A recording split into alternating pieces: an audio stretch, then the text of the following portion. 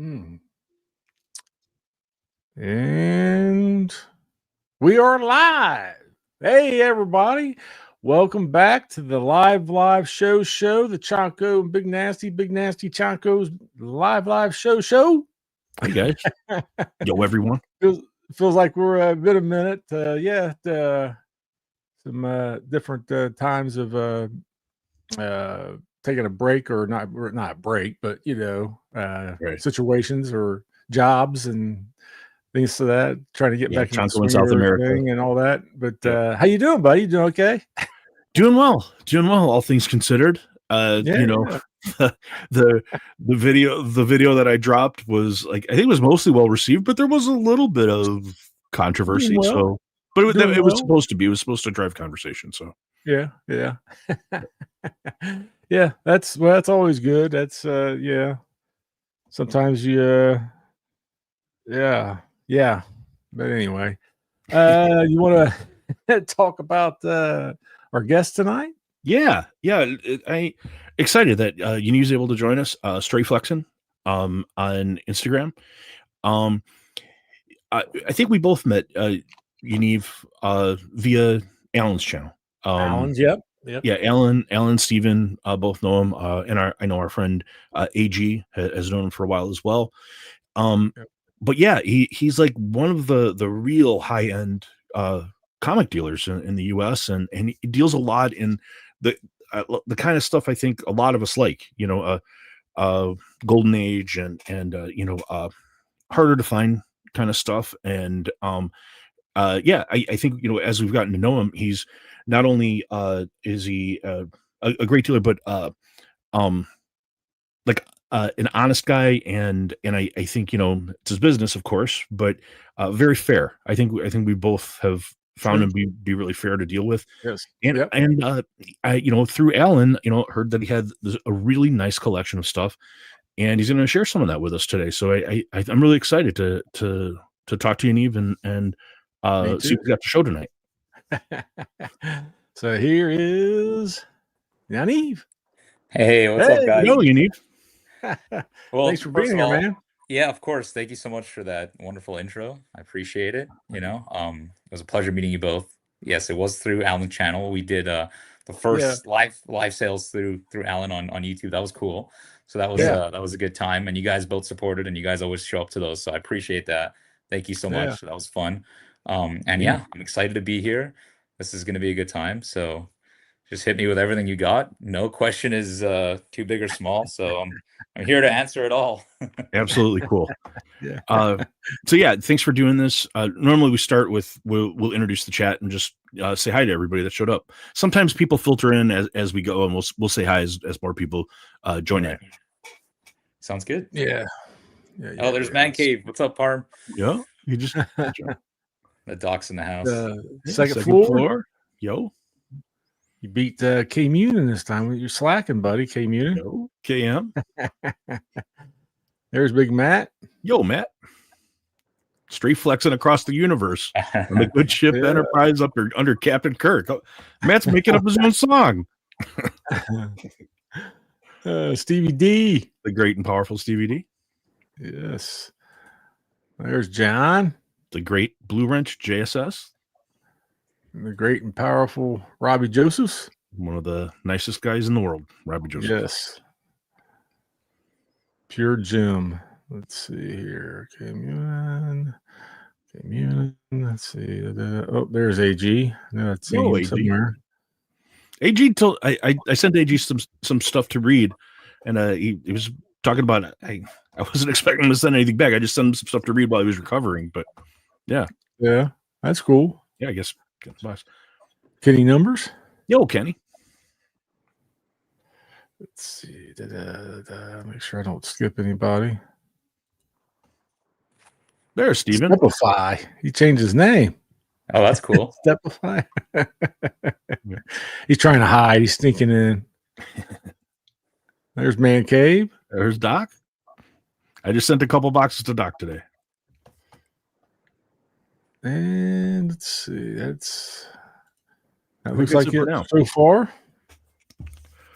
Yeah. So as we were talking backstage, we usually start the same way. So, Mhm.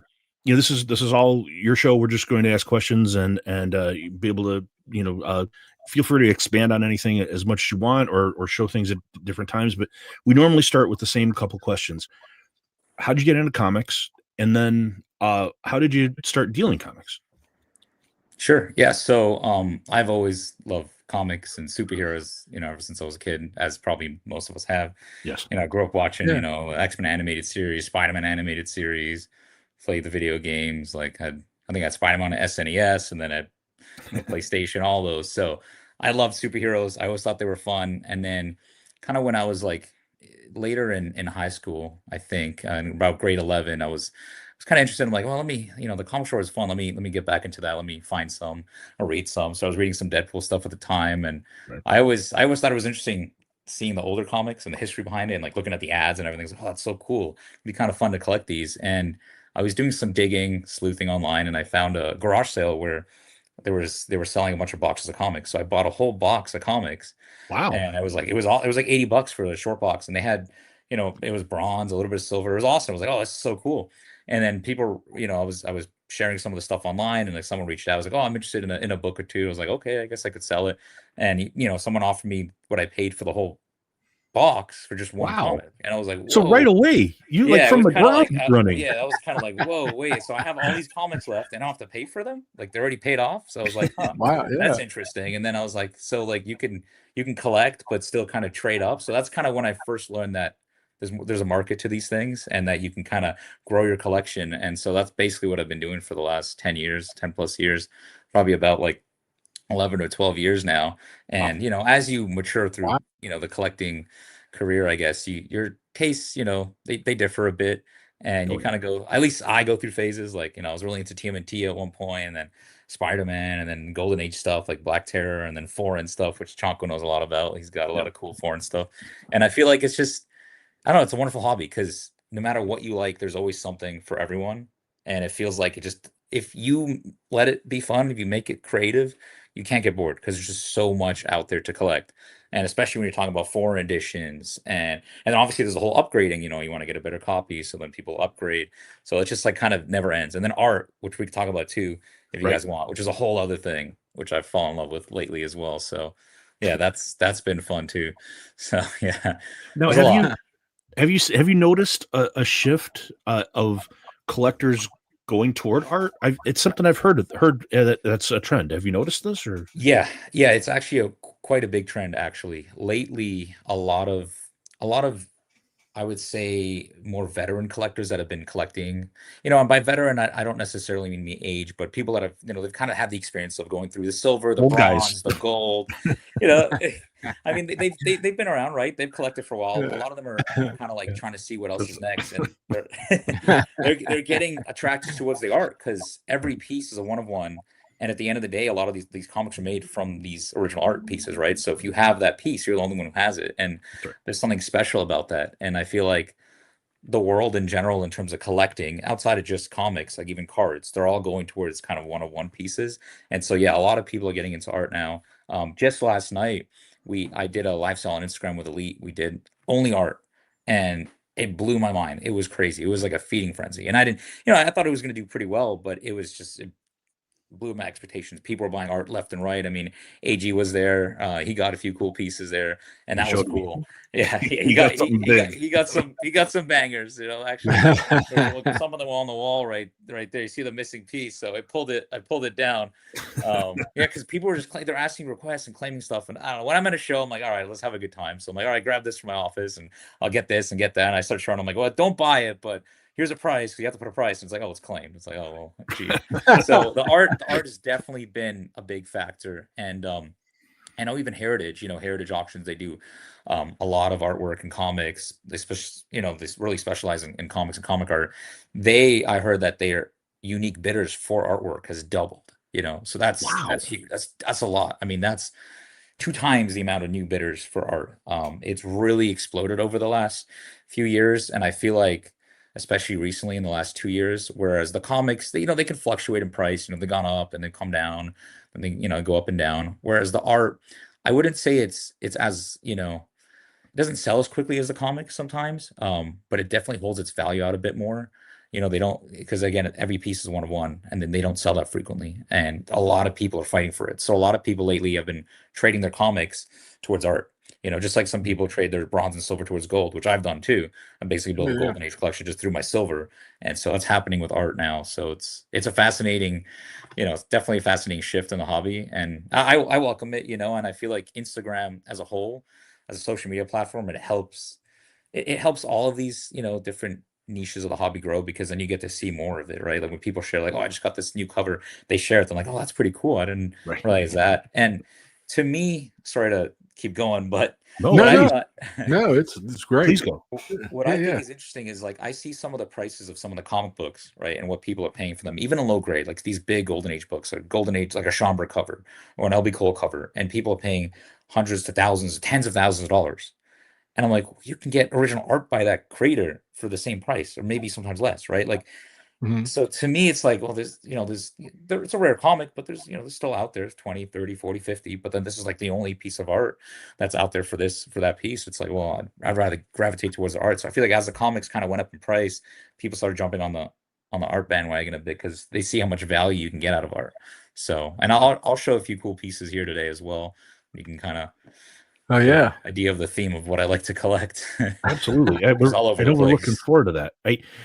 What other trends have you noticed? Is it, I mean, I have seen just, in graphs and things that there does seem to be, maybe and I don't know if it's still true, but people gravitating toward Golden Age, and Yeah. specifically into horror. I know for a little while we really saw a lot of bronze horror people going into, and it seems like a lot of people really going into Golden Age horror. Do you find this, or? Yeah, I think so. When it comes to Golden Age, for a lot of what people like to collect, it's really about the covers, right? There are some keys, obviously, like Cap One, Superman One, All Star Eight. First appearance of these great characters that are still around today. But a lot of people like the Golden Age because of the art. I mean, the art's so awesome, and they're never going to make art like that again. And with digital art and the new art process, I mean, it's still great. Modern art's still great, but it's a different form, right? And I feel like a lot of people really kind of, there's like a yearning for that classic art. And so the reason why I think pre-codes is so popular, like all the pre-code horror covers, is because there's some iconic artwork there, and people really want to have them on display. Just like I mean, look, all of us have slabs on display, right? That's right. I mean, it's like right now we could see it. Like, so we want You want to show it off. Yeah, we want to show it off. We want to look at it every day. We want to see great covers. And so with Golden Age, you could really do that. Whereas I feel like the silver and bronze, there are some great covers in it, obviously, but it's more geared towards the character, the key moment, So I feel like it's a little bit of a shift where some of the Golden Age pre-code, like a lot of people don't even know what's inside, right? A lot of the people haven't even read them, but they want that book because it's like, oh, that's that cover. That's the one that I see, on Instagram. It's something that people are kind of gravitating towards, which is why I also think the art is growing up too. Because with slabbing, with the creation of CGC slabs and CBCS slabs, and now, basically all you see is the cover. I mean, it's really become cover focused. I would say, like, the whole collecting world is very cover focused today, right? So if the front cover looks good, like, that's what people care about. Even 0.5s will sell for a lot just because it's like, oh, I want that book, I want that cover. The back cover's not there. It's like, oh, whatever. For certain books, people still want it. Like Suspense 3, Incomplete Suspense 3 is still a really desirable book. It doesn't matter. It's for the cover. So with slabbing, I think it helped kind of, for better or worse, I guess, it helped kind of promote that being more of like a cover collector these days. Not a lot of people collect, I would say, runs as much as just like purely wanted covers. So that's partly why the Golden Age has blown up. And then again, social media, people sharing this stuff. I mean, before there was like the Gerber guide and more obscure ways to find these covers, but now just log on social media and like, you could just see Golden Age all the time. You see all these great covers all the time. And when I joined Instagram, I joined about 2014. So a while ago. This was about 11 years ago now.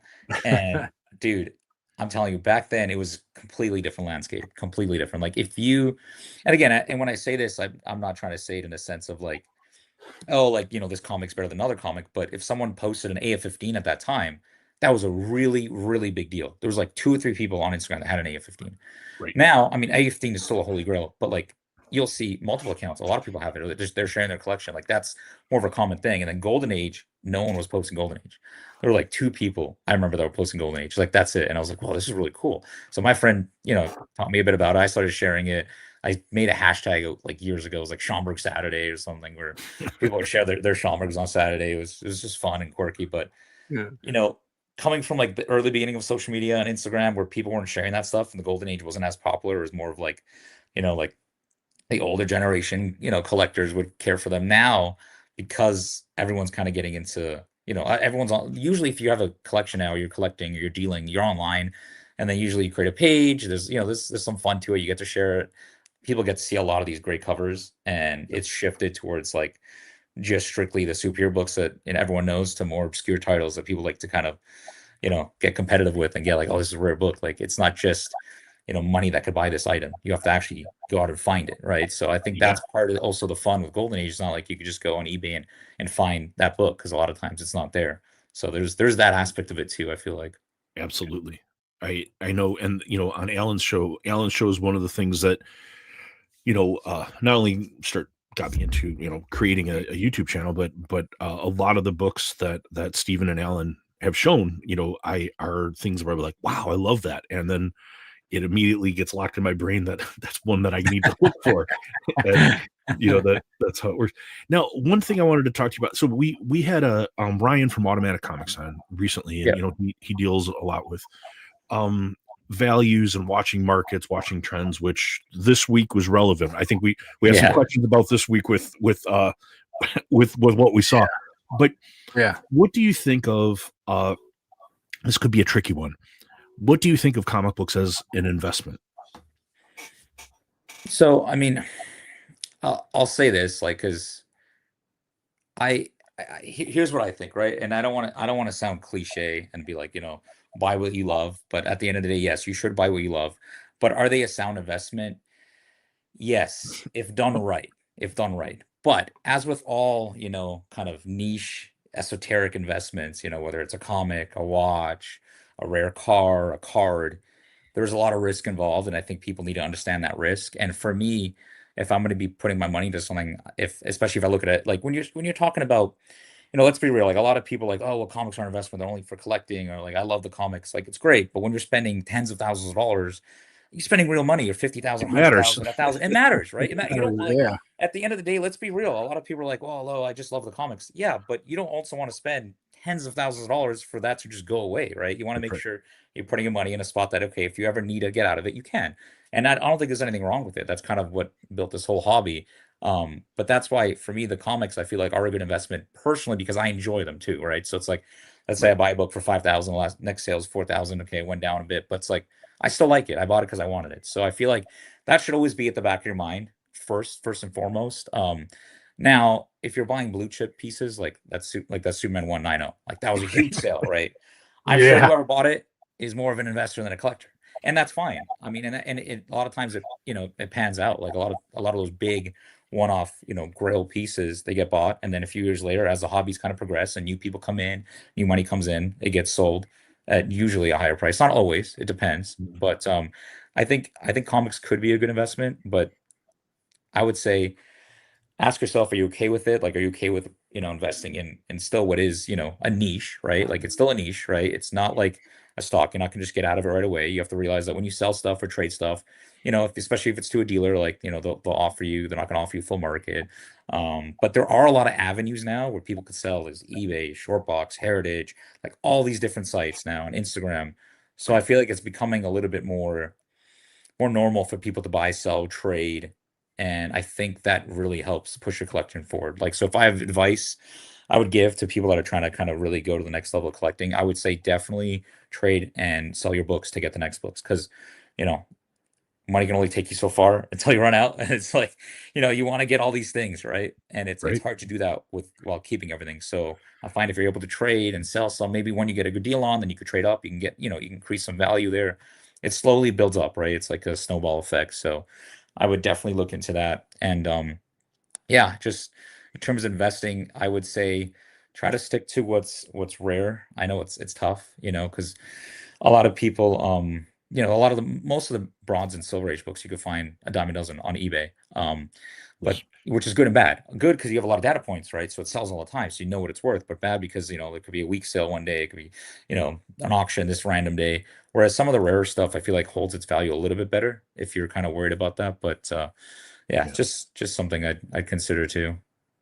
Now, do you think, you know, especially with this recent heritage, I mean, these are all real high end. A lot of these, the big strong sales, obviously Superman.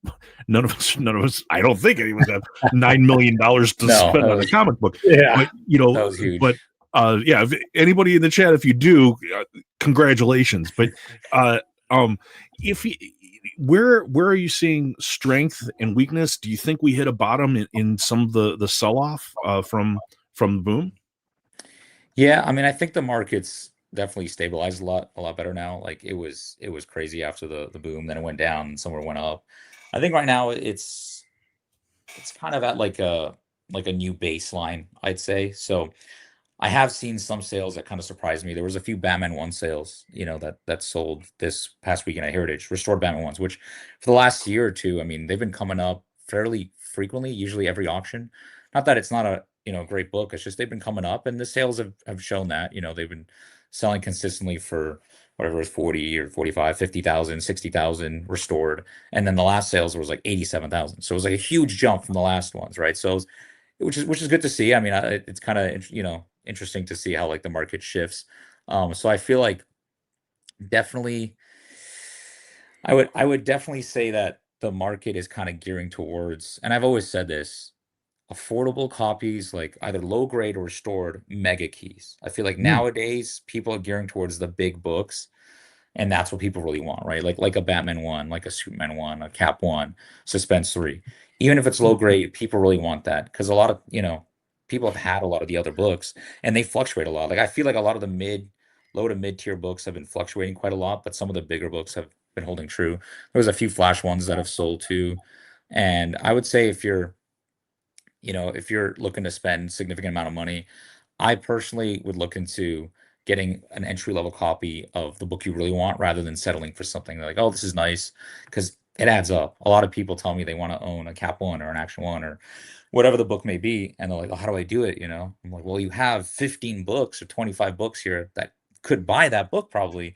Right. Instead of buying those 25 books, you should just stay focused and buy the one book that you really want or trade those books towards what you want. So I think the market's kind of shifting towards more like the entry level keys, you know, grails that people really want, and some of the other stuff can be picked for pretty good deals right now, which is you know, as a comic collector, you know, it's great. I mean, I don't want everything to be expensive. You know? So I want there to be some deals too. There needs to be some deals. There needs to be a little bit of both. You got to get money moving, right? I mean, it can't stay stagnant. So I that's kind of what I noticed. You did mention, you touched on something. JSS had a question about what's your feeling on restored books or conserved books or incomplete books specifically, and I think what he's talking about and what we'd be referring to are old books, right? Honestly, I've from day one, I've said that they're perfectly fine. I've invested heavily into restored, conserved, you know, incomplete back in the day when people didn't really value them the same. Because I was looking at it, like I bought my first Flash one. It was restored. It cost me $10,000. Flash Comics one is complete, restored. Wow. You know, the alternative at the time was like 60 or 80,000. It was like such a huge gap between Blue Label and Purple, where I was like, there's going to come a time where like people don't have that much money to spend on the blue. They're going to want to buy the purple, right? And so the demand and like is going to be increased on the purple stuff that's more affordable. And so I've always felt that way, and I feel like as people kind of continue on their collecting careers, they realize what they want. And I don't, you know, at the end of the day, a lot of people put too much value in the label. I mean, look, of course it's a different price, right? Restored is going to be cheaper than Blue Label. Of course, it's restored versus unrestored. But a lot of times, like they'll get scared by the label, Purple Label of death. But then if you look, it's like, oh well, one corner has a little color touch, or you know, they did this. Like the whole book's not fake. You know, it's not like, you know, there are books like that, but most of them are not like completely destroyed and remade Frankenstein books. There's a lot of books that just they had some color touch, some spine split was sealed. I mean, just imagine it without that, with that cut open. Would you be okay with that? Oh, if you're okay with that split being there, then there should be no reason to not go for the purple label. And I feel like it's kind of shown over time that people have been now, following that. It's just, as the more expensive ones go up in blue label, as they get pricier and pricier and pricier, the restore's going to follow, right? It's like it's a train, so it just kind of follows along. So, Do you think people are more accepting of it now? I mean, I think so, and I think when it comes to like really rare books, I mean, when it comes to like truly rare golden age books, that there's like 5 to even 30 or 40 or 50 on the census, like there's still rare books, and a lot of people want them, and people are, a lot of collectors I know, even high-end collectors, are like, they'll take a restored book if it's the right book. I mean, I've always been like, low grade better than no grade type of guy. I've always said, get the book you want, and the benefit of it is, let's say you're right, you want a Batman one, right? It costs $60,000, $80,000 in a restored copy. You don't want to buy it, you wait, or because like it did cost 60,000 if you like a year ago. Now it's 87 was the last sale. So let's say you didn't want to wait, so you didn't buy one. You're like, oh, I'll buy a better copy. Now the next sale is 87, right? If you would have just bought that at 60, then if you find another one that you want later, you could sell it. Like, so your book increases in value as that book goes up. So you're in a better position because you could trade that book, right? So that's something that a lot of people, I think, should consider, right? Like if you want a Suspense 3 or Fantastic 3, get a low grade. Please give me one. Please Yeah. give me a Suspense 3. Oh, I mean, that's the best cover of the hobby. It's So great. It's if so you cool. wanna get 100%, you get a low grade, at least when the market goes up and it's like getting crazy, it's like, oh, I'm never gonna get one. At least you still have one that you could trade towards it, right? So Right. I always said like low grade better than no grade all the time. And I feel like it's coming true now. People are finally valuing restored books, conserved books. And at the end of the day, they're still the same comic. I collect other forms of, media. I collect posters. Oh, And really? restored posters. Yeah, restored posters are actually a good thing. People pay money to restore. Like they want them restored, right? Because it's about the art. Obviously, if you can find an unrestored example, like, great. But if it's restored, it's going to be much better than a completely beat up or even slightly beat up with creased example. People pay money to get it fixed. They want to display it. It's like a piece of art. Specific genre or any? I do a lot of Magic posters, not like Magic the Gathering, but like vintage, like abracadabra Magic. Right, yes. Magic, So, yeah. like late 1800s, early 1900s, Houdini, Keller, Carter the Great, like all these like really Very famous magicians, really cool stuff. They have like awesome art. A lot of the art I think was done by some of the same like pulp guys, like crazy ghouls and demons and like people getting hung and just wild covers, like really cool pre-code like art. And I was like, hey, I was kind of a fix to that. I collect World War II and World War I related propaganda posters, and then just some other esoteric stuff, like movie stuff, 60s, sci-fi. There's some really cool YouTube videos out there I've been watching here last couple of months of it's the one channel, I can't think of what it's called. It's some girls. It's like a company of girls that may restore posters. Yeah, the posters. That's huge. That's becoming big. They're going viral. So they take them, they lit and back them. So that's the thing. So in poster, like restoration's a great thing, right? Like so and it's cool. They show it, they show the process. And I feel like it's kind of happening now with comics a bit too. People like they'll watch Sanderson Studios, Kenny Sanderson. Yes. You guys know him on Instagram. So he'll post like a Suspense 3 or an All-American 16 that he's working on, and they see the process. And a lot of people love that stuff. And people are sending their books to get restored now. I've seen that happen. Like, whereas like back in the day, I wouldn't, you try to get them unrestored or unconserved. And now people are sending some of them to get restored, or mostly conserved. And I wouldn't say restored as much, but usually conserved. Because they want to conserve. Our buddy in the chat. Our buddy Jason. Jason. He does videos. He does conservation. I'm about to send him a Cortez, a 101 Cortez that he's going to work on. Look, at the end of the day, we want to preserve these comics for as long as we can, right? Like I always thought we were kind of curators of these items, and eventually they'll be passed on, whether to our family or to other families eventually. And I think there's nothing wrong with conserving books, if they need it, right? So I think people are kind of waking up to that. So I would say definitely restoration and conservation is becoming a little bit more acceptable, especially when it comes to like rare books. I mean, if you're talking about truly rare books, they're going to be desirable whether restored or not. Like a Suspense 3 restored is still going to be very desirable just because it's a Suspense 3, right? And it's just so tough to find those. So, and I think it's okay to let your guard down and collect those because, like I said, if you're in the door, at least you're in the door. So if it keeps going haywire, if it's going to keep going crazy, I don't know if it will, but if it does, at least you have a copy that can kind of ride a little bit alongside with it behind it. So that's right. Yeah. There was another question from our friend Kim Yunin in the chat. He was asking about, he's very interested in manga, Japanese comics. Do you notice any trends? I know in modern comics, manga has overtaken the market by a large margin. Mm-hmm. Are you noticing a trend of people looking for older like Japanese characters, Japanese comics? Yeah. So when you say old, for like old, do you mean like 60s, First 70s appearances, old, or do you mean like 80s, like Dragon Ball, One Piece, that kind of stuff? that stuff? Both, I think. Both. Okay, yeah. So for manga, I feel like there are some older ones, like Astro Boy was a Japanese manga that appeared. I mean, there's Ultraman, there's a few other ones. But a lot of the vintage stuff for them is going to be some of like the 80s and the 90s stuff. So like Dragon Ball, One Piece. And there's been a huge resurgence on that stuff, like huge. A lot of people getting into it now that Beckett was the first company to grade manga. So they'll grade the really thick issues, which I'll show you. I have one right here, actually. Yeah, perfect. Just so you guys can see it. So they grade these Absolutely. now. So this is actually, it's my friend's copy. He's out of New Zealand. He's selling this, by the way. So if anyone wants to buy it, his name is Bacon Ben. He's a cool guy. But you want to make him big, Rich? Yeah. Yeah, I could show it. So this is called a Azashi. It's like the single issues. It's basically what we consider like a comic. So they did have trade paperbacks later that people grade and collect, but this is like the first printing. They're huge. Once I turn it around, you'll see how thick they are. Yeah. Oh wow. Yeah. I mean, they're massive. I mean, compare it to like, and they're great, man. That's awesome, dude. I mean, they're huge. They're massive.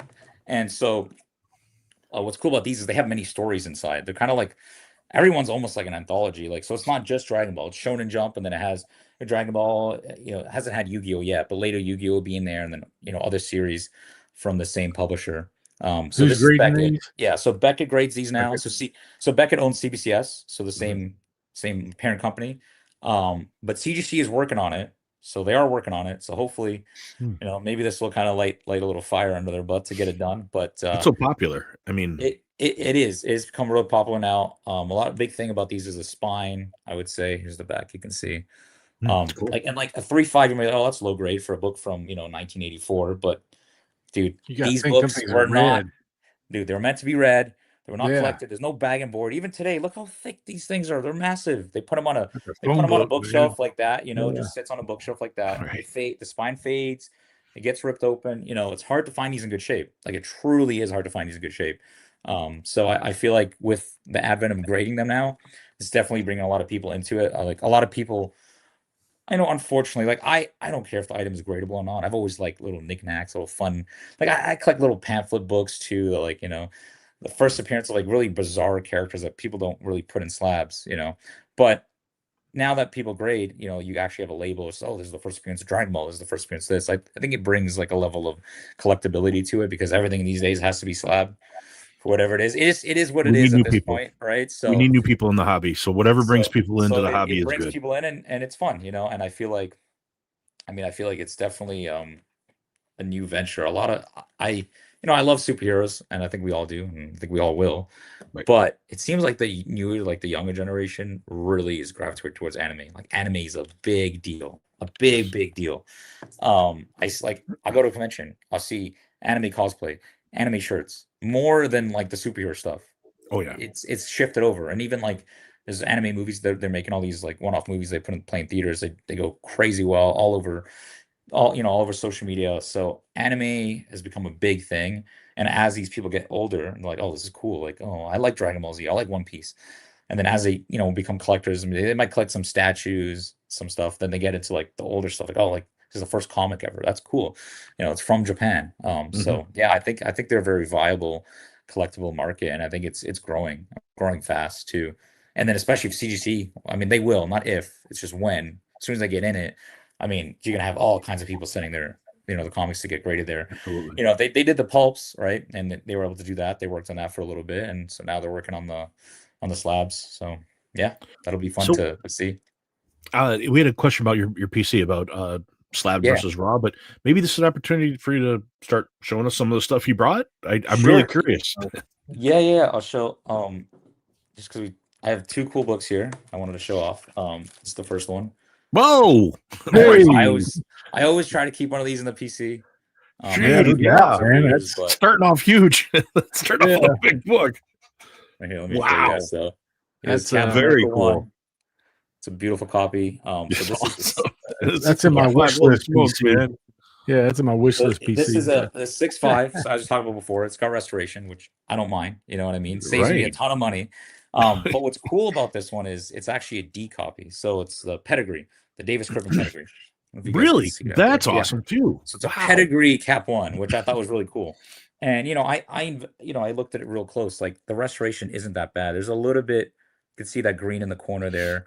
Mostly spine work. Like there's nothing huge recreated. There's no big piece that was added. It's a lot of like cleaning and just touch up on the spine. And they replace the staples, stuff like that. Like nothing that really would bother you. I don't even think there's how it looks, and it looks amazing. Yeah. I don't even think there's any trimming on this. So like to me, it's like a perfect restored book. It was done professionally. I think done by Saucony. It's a pedigree. So and it's cap 1. And for me, this book is so hard to get with good colors. Like hard to get good colors. Yeah, it looks amazing. It's beautiful, and it's just it's amazing. I think when it was found, like this is one of those books that didn't need to get restored. But back in the early day of the hobbies, like really early days of the hobbies, it was normal. They would do it. It was actually it increased the value because people were just buying the grade. They didn't care if it was restored or not. Or if it was not a big deal. It's just like they restore cars or posters. Right. But when CGC came out and the purple labels came out, and then they differentiated them, and then also a lot of people probably didn't know about restoration. They probably didn't recognize it. But when CGC came out, it just killed it, which I think is a good opportunity to pick these up for a good price in comparison. But yeah, I think every restored book is different. Sorry, like some of these needed it. They saved some of these comics. 100%. I mean, look at all the Brazilian books. I mean, the staples are always rusted. They're always taken out, like all the time. Every single copy I find is always beat like that, and it's just that's how it is. And I feel like with restoration, every book is different, right? You can't just go by the label. I've seen purple labels turn into blue labels. Everything is different. I've seen some purple labels sell for 80 to 90% of blue, right? Because it's like a small little tear seal and people can remove it and it's blue. And I've seen them sell for half. So it just depends on the book. So it depends on the book and the situation. Right. And then here's another cool one. Low grade, but you guys will appreciate it, I hope. Let's see. I'm gonna try to zoom into like a point on the cover. See if you guys recognize this. Oh wow! Oh my God!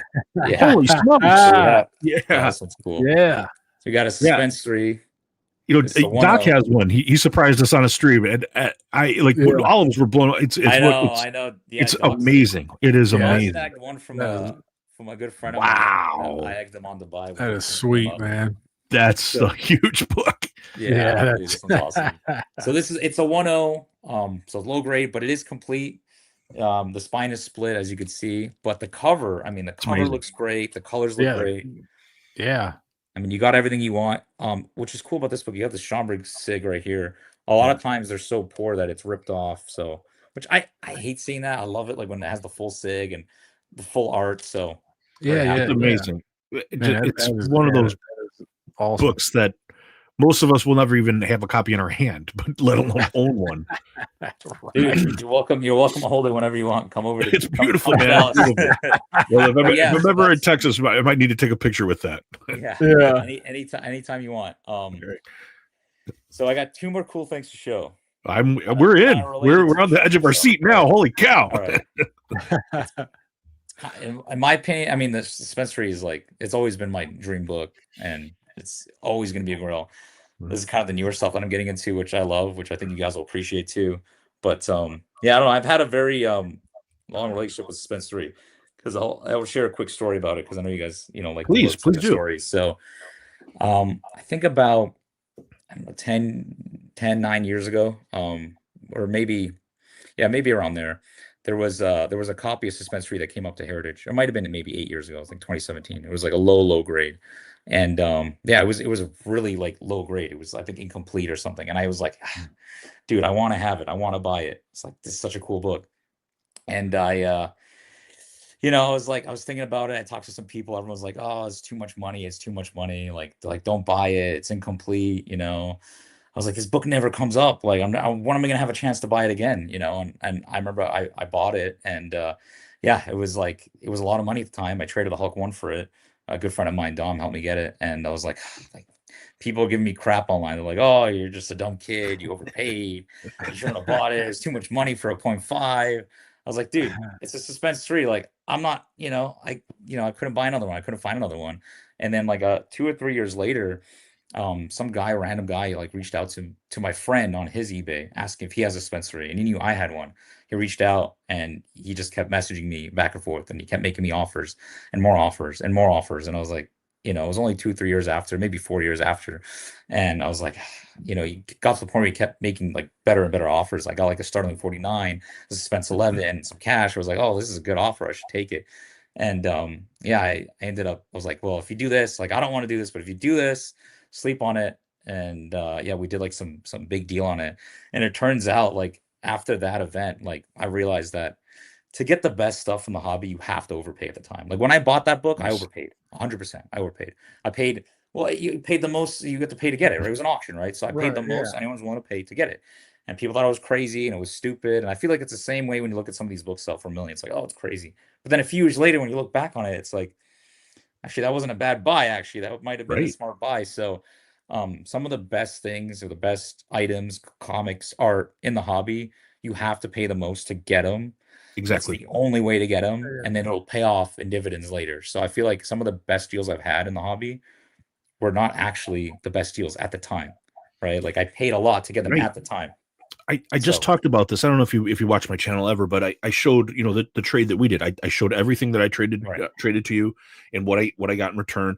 And I was saying, look, I know you guys are going to say I traded a lot, a lot of cool stuff, but for me, it's like it's worth it because like an original Jaime Cortez piece of art, they don't exist, or even the Cortez books, they barely exist. So it's like this other stuff over time. I can buy this stuff back if I want to, Right. but I may never have another opportunity to buy an original piece of Cortez art or these Cortez books. And one of my personal Grail comics, the Wonder 15. So it's like for me, and I was saying, and I think it works for both of us because these are like, I'm the guy. Like, if you have these Cortez things, that I want it, but that like a Giant Size X-Men number 1, you're going to be able to. Somebody's going to buy that. Of course, they're going to buy it because everybody wants it. So you're able to move the stuff maybe more quickly, and I'm able to get stuff that I might never get. So I've become a big believer in trading, like, and that's a lot of that's after talking to both Steven and Doc, that that and you now today, like that sometimes this it's beneficial for both. It's beneficial for the dealer, beneficial for the person who really wants something that's rare. 100%. And I think those type of deals work out best for me. I'll have live shows, and I love Golden Age. I have a lot of it in art, but people want to see the silver and bronze. It's kind of the bread and butter. So it helps me get some of those, and then you get the really rare pieces that you want. So it's like it's a perfect it's a perfect trade in that sense. And I feel like trading up is really like the best and easiest way to kind of to get to real pieces. When Sometimes I first started, the only way, right? I yeah, mean, 100%. When I first started, unless you're like me, I can't let go of anything. So, well, you know what? I will say this. I don't know if Doc is still in the chat, but I bet he is.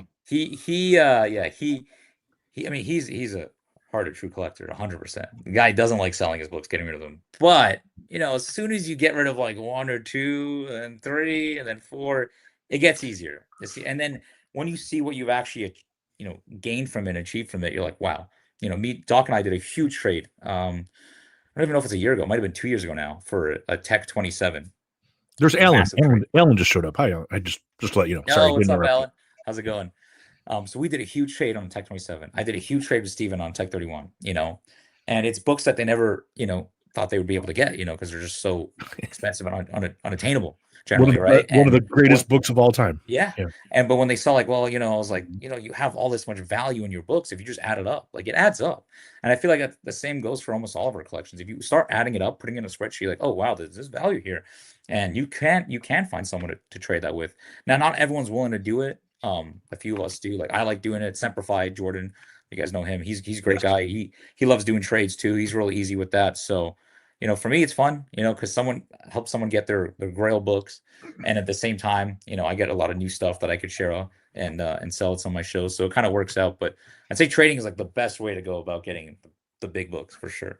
And you can Trading get it is the back. best way. You can, Yeah. most of the books, most things 1000%. you can get back. That's But like yeah. you say that, Mike, but I don't Listen, know. I can never get this back. Yeah.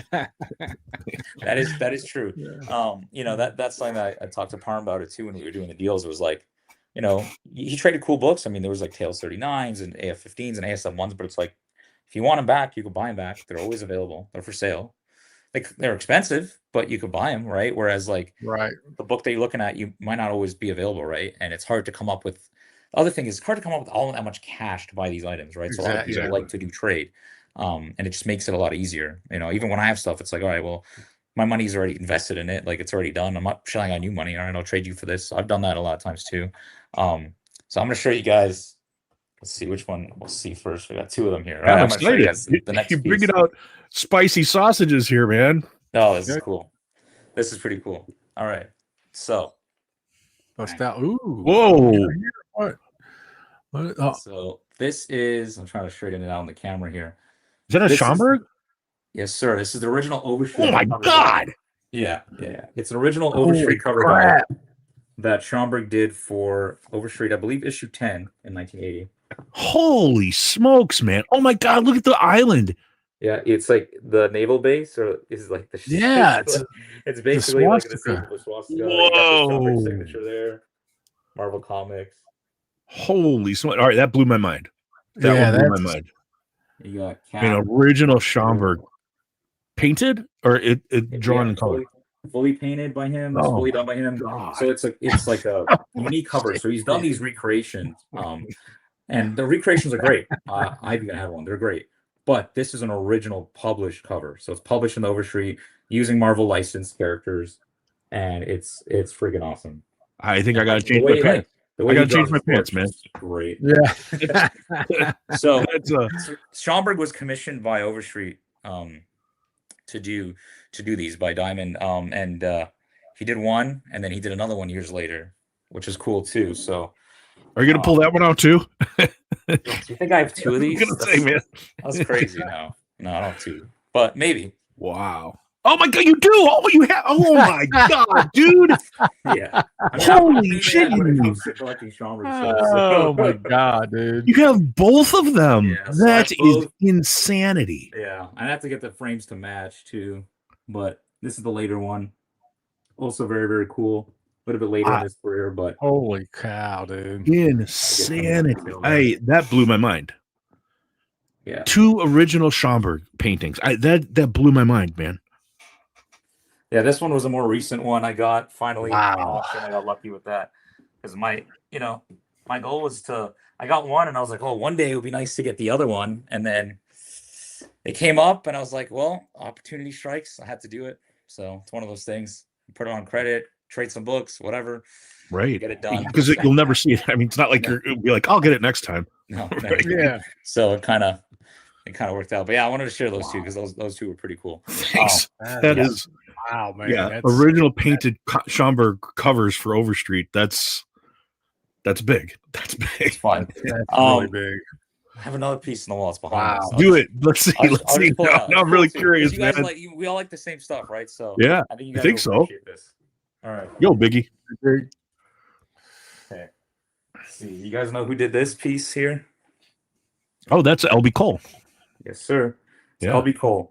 What's really cool about this recreation, so this is a fully painted LB Cole recreation, so done by him, which is honestly harder to find than the Schomburgs.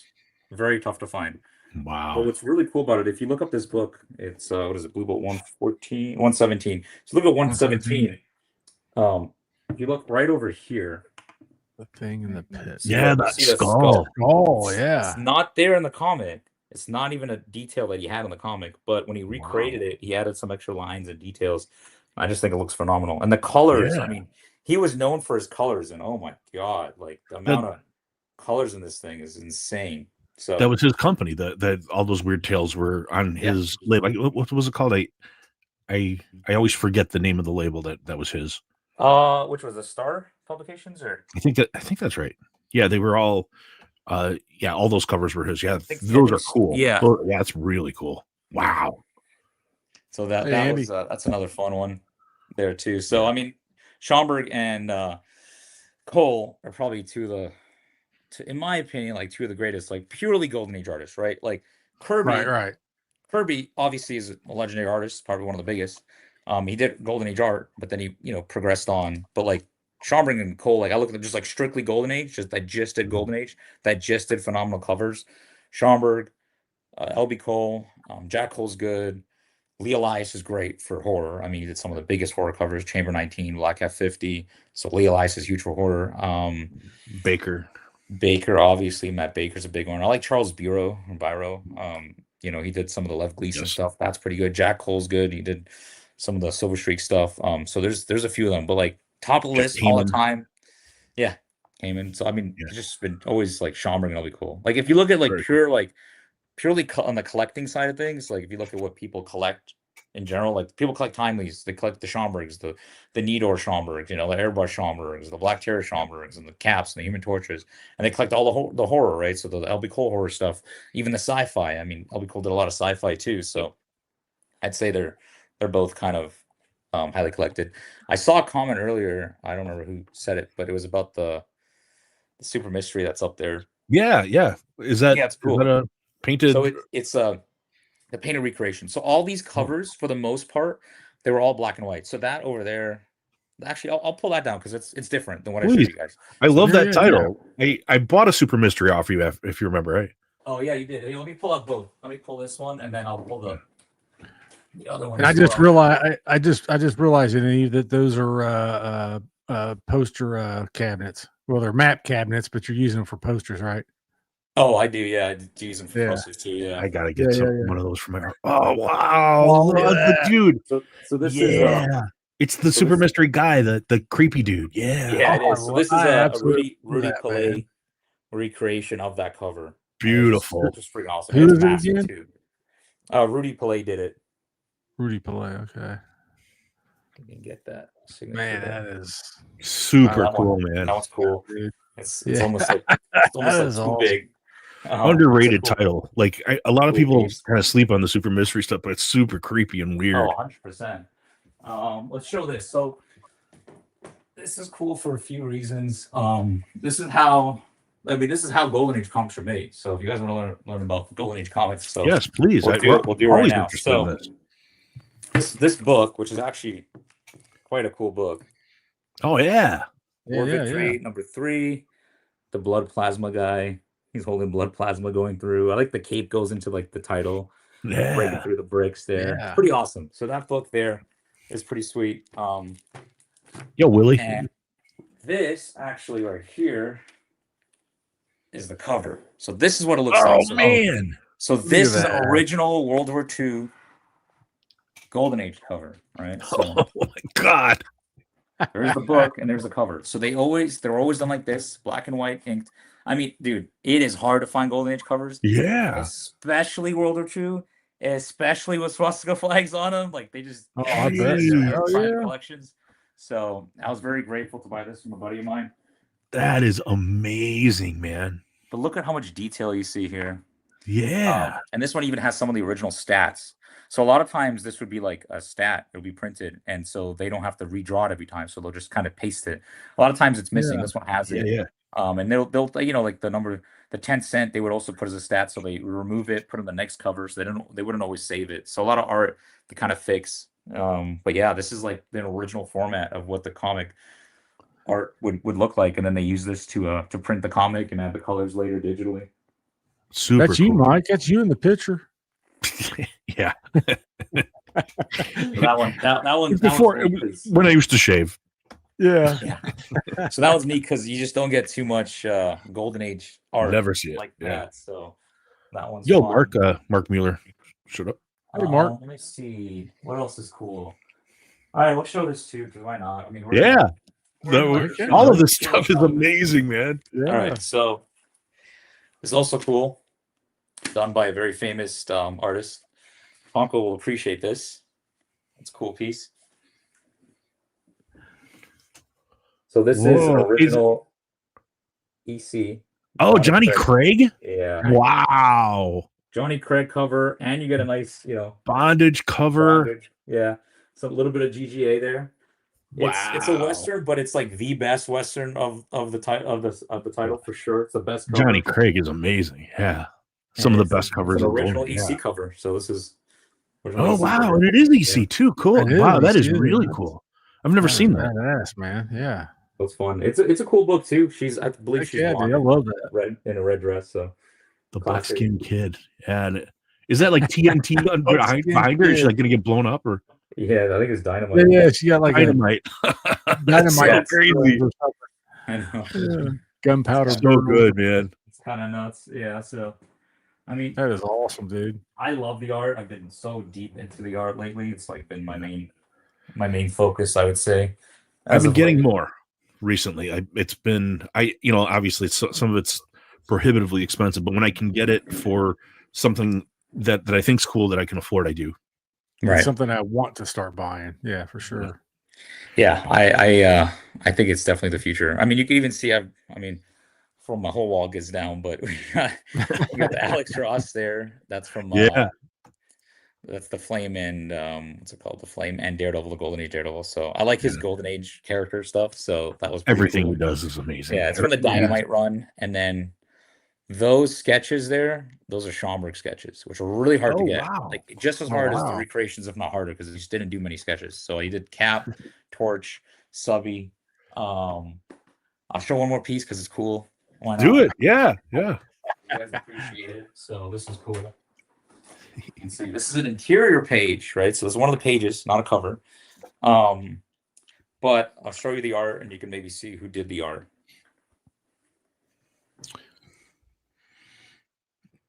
Is it Kirby? I can't see. Very classic Torch there. Is it Kirby or no? No, it's not Kirby. But it kind of reminds you of some of Marvel Mystery covers. I can't tell. I can't tell. This is actually Schomburg. This is a Schomburg interior page. It's a Schomburg. Oh, wow. He only did 2 published pages, I believe, 2 published interiors. There was maybe one other one, but one in the Bronze Age, which is Invaders Annual 1, and then John Wan #1. And I believe there's one more kind of Needor that he did like 2 or 3 pages, but that's it. There's really like nothing for it. So this is the only Bronze. I think it's the only art he did after the Golden Age. He didn't do any. I love that bottom panel, man. So he joined. He joined for Invaders Annual #1. He did the cover, and then he did like a few pages of one of the stories. Did 6 pages. Wow. So there it is there. Cool. So that's a Schomburg interior. Wow. So that one is fun. No, I know you brought some comics too. Maybe if you wanted to show a couple comics, then we usually will invite some of the friends on from the chat, and they'll stop in, and they a lot of times will have some questions for you as well. If you wouldn't mind taking a couple questions. Sure, I could do that. Let's show some cool books. Why not? I'm just gonna grab some off the wall. And then also, like, anything that you have that you're I know tomorrow you're going to let's make sure we plug tomorrow. Yeah, we got to plug the show. Yeah, Yaniv will be on with Alan doing a claim sale. So like a lot of really, really cool rare stuff, old stuff, cool stuff, and he has like all kind of value. So like, from kind of entry level all the way through, big original art. So what time are you going to be on? So it's supposed to be at, I believe, 8 Eastern tomorrow. I can double check this. Alan's going to kill me because I should know this, but if Alan's still here, what time, Alan? Okay. No, yeah, 8 Eastern, yeah. 8 Eastern, we're going to go on. We're going to have fun on Alan's YouTube channel. It's Comic Collecting Geek. Yeah, it says 8 p.m. Eastern. Yep, yeah, perfect. Join in. Let's have some fun. It's a good time. And yeah, that's how we connected. I know you guys picked up some cool stuff in some of the last shows. So yeah, we'll just continue the tradition. We seem to be doing it like once a month or so, I think. Is a good I'll be there. I'm a little reluctant just because when we talked about the trade, like until like 15th of December, I have some disposable money, but like right now, I just don't. So, if I tune in, it's like, oh shit, It's all good. in the It's all credit good. card. Hey, if you guys want to come hang out, chat. I mean, Yeah. look, I'm at home. I have my whole wall set up. I get to chat with you guys. It's fun for me. You know, Yeah, I'm not traveling anywhere. I'm home, so it's all good. But yeah, I'll show off some more cool books. So this is Marvel Mystery 9. Always love this book. Very very iconic. Very classic nice cover. First battle and meeting of Torch and Subby, Schomburg, but it's very early Schomburg, so it's very pulpy. You know, it's less of this cartoony, more realistic and pulpy. You can kind of see by trying to get it without glare. Very cool. Just the detail on the always loved how he did the Torch on the girdles there. Yeah, the Torch. I mean, his Torch is like the best, honestly. So that's cool. As you see, there's a theme. A lot of Schomburg stuff. I like Schomburg. Yeah, that's all right. He's my guy. Hey, that's a good one. This was a special book for me for a very particular reason. So if you look at it, you're like, oh my God, that's so nice. It is great. Well, it's awesome because it's actually a mile high. Oh my God. Wow, that's cool too. Yeah. That's why it's so sharp. It looks like it's brand new. Like this isn't restored. This is Blue Label. It's unrestored. Every one of those books are perfect, right? It looks like it's like, dude, it's so sharp. The edges are so bright. Sharp. Yeah, it's so bright. The spine is so tight. And I never, when I first joined the hobby, I was like, why are people paying 3x, 4x, 5x guide and 5x they're perfect. sale? They're perfect. I was like, why? Right? It's so stupid. Why would you spend that much just for like a note on the label? I didn't get it, right? I was naive. I was newer into this until I got this book. And especially you could appreciate when it's raw. I was like, I got it raw. And I'm like, I'm holding it in my hand. I'm like, oh my God. Like, this literally is a time machine. Like, it literally is perfect. There's nothing wrong with it. The colors are perfect. There's no not even a finger bend crease. Nothing. Like, every corner of this book is mint. It's insane. Beautiful. And so it was slabbed at one point. Funny enough, the reason why it was affordable at the time is because it had a tear that someone did later in the back, just a small tear, which brought it down. But otherwise, structurally, it's like a 9.6, 9.6, 9.8. I mean, it is that a My Comic Shop label on the back? It's for an Archie book. It's just in the back. No, yeah. That would be cool. But no, I mean, I always see those. I was like, I'll take it. So yeah, and then I flipped through it, and the pages, like when they say white pages, like it is white. Like there is no distinction that honestly, no matter what pedigrees come out later, no matter what, like this pedigree, this collection, it is the greatest collection of comics. There's no comparison. Indisputable. Everybody says it. I mean, I've seen a lot of high grade looking books, but I mean, this is just one random one. Like, dude, it's insane. And in person, it's even crazier. I mean, all this schmutz is on the bag, but geez, it's so sharp. It looks fabulous, man. You see hundreds or thousands of books, so you like someone like you would know because you have so many coming through all the time. Yeah, and then I'm pretty close to Heritage too, so I see a lot of those books in person too. And I've had a lot of high grade books, but like the mile highs, like the page quality are perfect. I mean, they were stored in the most perfect condition. A good friend of mine, John Versel Jr., he knows the story. He has some of the greatest mile highs, but I mean, they were stored in, I think it was a cedar, pine, oak chest, and the magical powers of the woods, the paper. I'm not even kidding you. It's like there's crazy science happening. He told me the science one night. Like we were drunk like 1 a.m. and like we're drinking. He's telling me the science. It was like blew my mind. He's like the magical power of the cedar, pine, oak chest infused in this book and it like preserved them perfectly. I mean, they're not dark, they're not tan, they're not like, it's just perfect. And this book came out like this is a World War II cover. This is 42 or 43. I mean, it's height of the war. I mean, it's 42, 43. So that's an old book. That's right. That is an old book. And Steven says the color strike is beautiful. It's absolutely perfect. The color strike is crazy. Okay, this one, I mean, it's kind of it's a pretty racy cover. It's pretty bad. I don't know if we could show it. I don't know if it matters, but it's a Golden Age cover. I would say if it's not, as long as there's like no like sexual thing that we're no, it's not sexual at all. It's just like super propaganda. Well, we see those all the time, Alan. Yeah. So I think I mean, probably okay. Okay, Rich, it's your channel though. You say Yeah. you make it. It doesn't That like would the be all image right. isn't bad. I It's think it'll just be like all right. the undertone is pretty crazy. But I don't know if you guys ever noticed this cover. Okay, so this is Super Magician V2 number 3. So I mean, again, so keep in mind this is wartime, and it's saying here. Very familiar. You're absolutely What's the year of it? villainizing the enemy and making the enemy So I look mean, that's cartoonish. Yes. what they have to do is like dehumanize them, make them into. They did it all the time. You know, I think we all understand that. non-animals, they're like not humans, like they're creatures, animals. And this is like one of the wildest ones because basically he's saying, I mean, you could read it. I don't have to read it out loud, but you can turn it around and, as you can see, it's pretty wild. So wow. Yeah. So I mean, this is like, to me, this was like a very powerful book because what year is that from, Yaniv? 43. 43. I was like, wow, what the heck? Like, and some of those covers are great. That one Air Ace, Air Ace 2, 3, is it? I think 2, volume 2, number 2.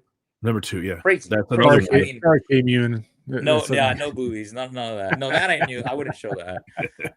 But no, it's just, I don't know. That cover is just insane. And then the whole thing will like turn the cover around. I've never seen on the Golden Age comic do like turn the cover and you'll see something else. It's just wild. I don't know who came up with that. It's insane. Right. This is a cool book too. Claw. I love the claw. So again, see, like, I've been collecting for a long time. I've bought a lot of art. I bought a lot of comics. I've had higher grades of this book, but in my PC, like for a long time, I kept the 0.5 just because it's like, it's affordable. It's beautiful. It looks good. The front cover's there. Like, not everything. To me, a lot of times it's harder to keep some of the more expensive items because I need to sell that to get other items for resale. Yeah. So a lot of times I'm like, well, I'll keep a low grade. It still looks good. And, I can still enjoy it and it doesn't break the bank as much. So to me, it's perfect. Cool. Missing, what is it? Missing first wrap in the back. And it's like, it's cool. It has a Daredevil story still all there. Beautiful. But yeah. I don't know if you noticed. And Parm, after he got his copy, at first I told Parm for a long time, I said, you got to get a Silver Streak 6. Like, Silver Streaks are cool. Like, Gleason's, he's like, no, I don't like those. I don't collect those. I like superheroes, all this. But as you mature, right? As you go along through collecting, like, we've had those. You're like, all right. And he got a great deal on one. He got a really nice copy. I think it's like a 3.5. And I wanted it, but I missed it. I didn't see it. So he got it, which is good for him. And he said once he got it in the mail and he saw it in person, he was like, whoa. This is cool. There's details that you just don't really notice. Look into his eyes. Is there a reflection? No, like a skull. Yeah, it's a skull. I'm trying to. Oh wow. Yeah, there's like little skulls in them. Yeah. There you go, right there. Very cool. Like, yeah. Crazy details. Yeah, it's wild. Everybody says the same about Black Cat 50. Like, even people who don't like it, when they see it up close, they say it's amazing. I've never. Yeah, I mean, I do think some of these things look different, appear different in person than online. Especially with art. I think art you definitely need to see in person. It's a totally different experience. And for better and for worse, if you're looking at art in person, like now you want it. you're gonna buy it. It's gonna take your money's gonna come out of your wallet. It's gonna disappear, and it's harder to say no when you're holding it in your hand. You're like, oh, it's so good. It's harder to say no. So yes, be wary. Tread with caution. Now this is cool. I don't know if you guys know about this. I'd be curious if anyone knows in the chat about this, or you guys Alan will probably know. Yeah. Do you know what this is? I have no idea what that is. Yeah, this is Spring Heel Jack number 1, 1904. Whoa! Holy smokes, man! And it's got a crazy great cover too. Yeah. Man or Fiend? He's in his first comic. Does anyone know what this is? It's not Alan the first says comic. It's the first comic. No, I think Alan's guessing. It's not the first comic. It's something else. Is it? Well, it has to do with his character. First vampire? The first Batman? Hey, is it? You basically got it. You basically got it. Yeah. So this is Spring Heel Jack. This is him. Oh, sorry. This is him. So he is like a myth, you would call it, like one of those, like the Mothman or the Boogeyman back in the early 1800s. In London, he was like a mixture of like Jack the Ripper and something else. And basically he was this kind of, some places describe him a man, some a demon or devil, where he would jump on these springs and he would have these wings. Yeah, basically he predates Jack the Ripper. Well, there you go. But he was like a myth for the longest time. Wow. And they put him into books and stuff. And yeah, a lot of people are saying that he's kind of like the prototypes of Batman. And if you see like the next cover, which these are really rare books, but I have number 2. 1904, you said? Yeah, of course. They don't exist. So number 2 is like the famous cover, very famous cover, where he's on top of the gravestone. But you tell me that's not Batman. Oh my God, it does look like Batman. You tell me that's not like inspiration for Batman. And then there's some, if you go deep, I went deep one night, on the internet looking at all the different stuff, and I was like, oh my God, I think his initials are BW, like Bruce Wayne, and I think it was like it just goes crazy. Like there's some like deep rabbit holes that go on this, but that's yeah, very very Batman-esque. Wow. I mean, I wouldn't beg to differ to say that they might have seen one of these covers and used it as some inspiration. So a lot of people looks like consider Batman. him. I'm sure Bob Kane probably come across it somewhere. Yeah. So a lot of people consider him the prototype for Batman. So that one's really interesting. And I just learned something. I had no idea that. Wow. It's cool. That's He's a cool really little folklore, folk tale kind of thing. And he's a myth or legend at the time. And then they made a bunch of these are like someone said in the comments, penny dreadful. So they were 1 penny. It's like literally 1 penny. Yeah. Very cool, man. That's so awesome, dude. And there were stories about Samuel Jackson. Yeah. Wow. Now you touched a little bit earlier, Yaniv, about collecting posters and stuff. Do you have anything that you wouldn't mind showing, or if you could pull out? Or it's just kind of big. I mean, I don't want to. I know some posters are hard to show. Yeah, I have one. Thankfully, that's not too far. That's not on the wall yet because I'm trying to make space. So let me grab that. I'll show you. All right, it's cool. It's definitely worth the wait. Give me a moment. Yeah, no problem. Oh, I gotta move. I have all these frames everywhere, so I gotta make sure not to drop everything. That's all right, man. Yeah. Those map cabinets are perfect for that too.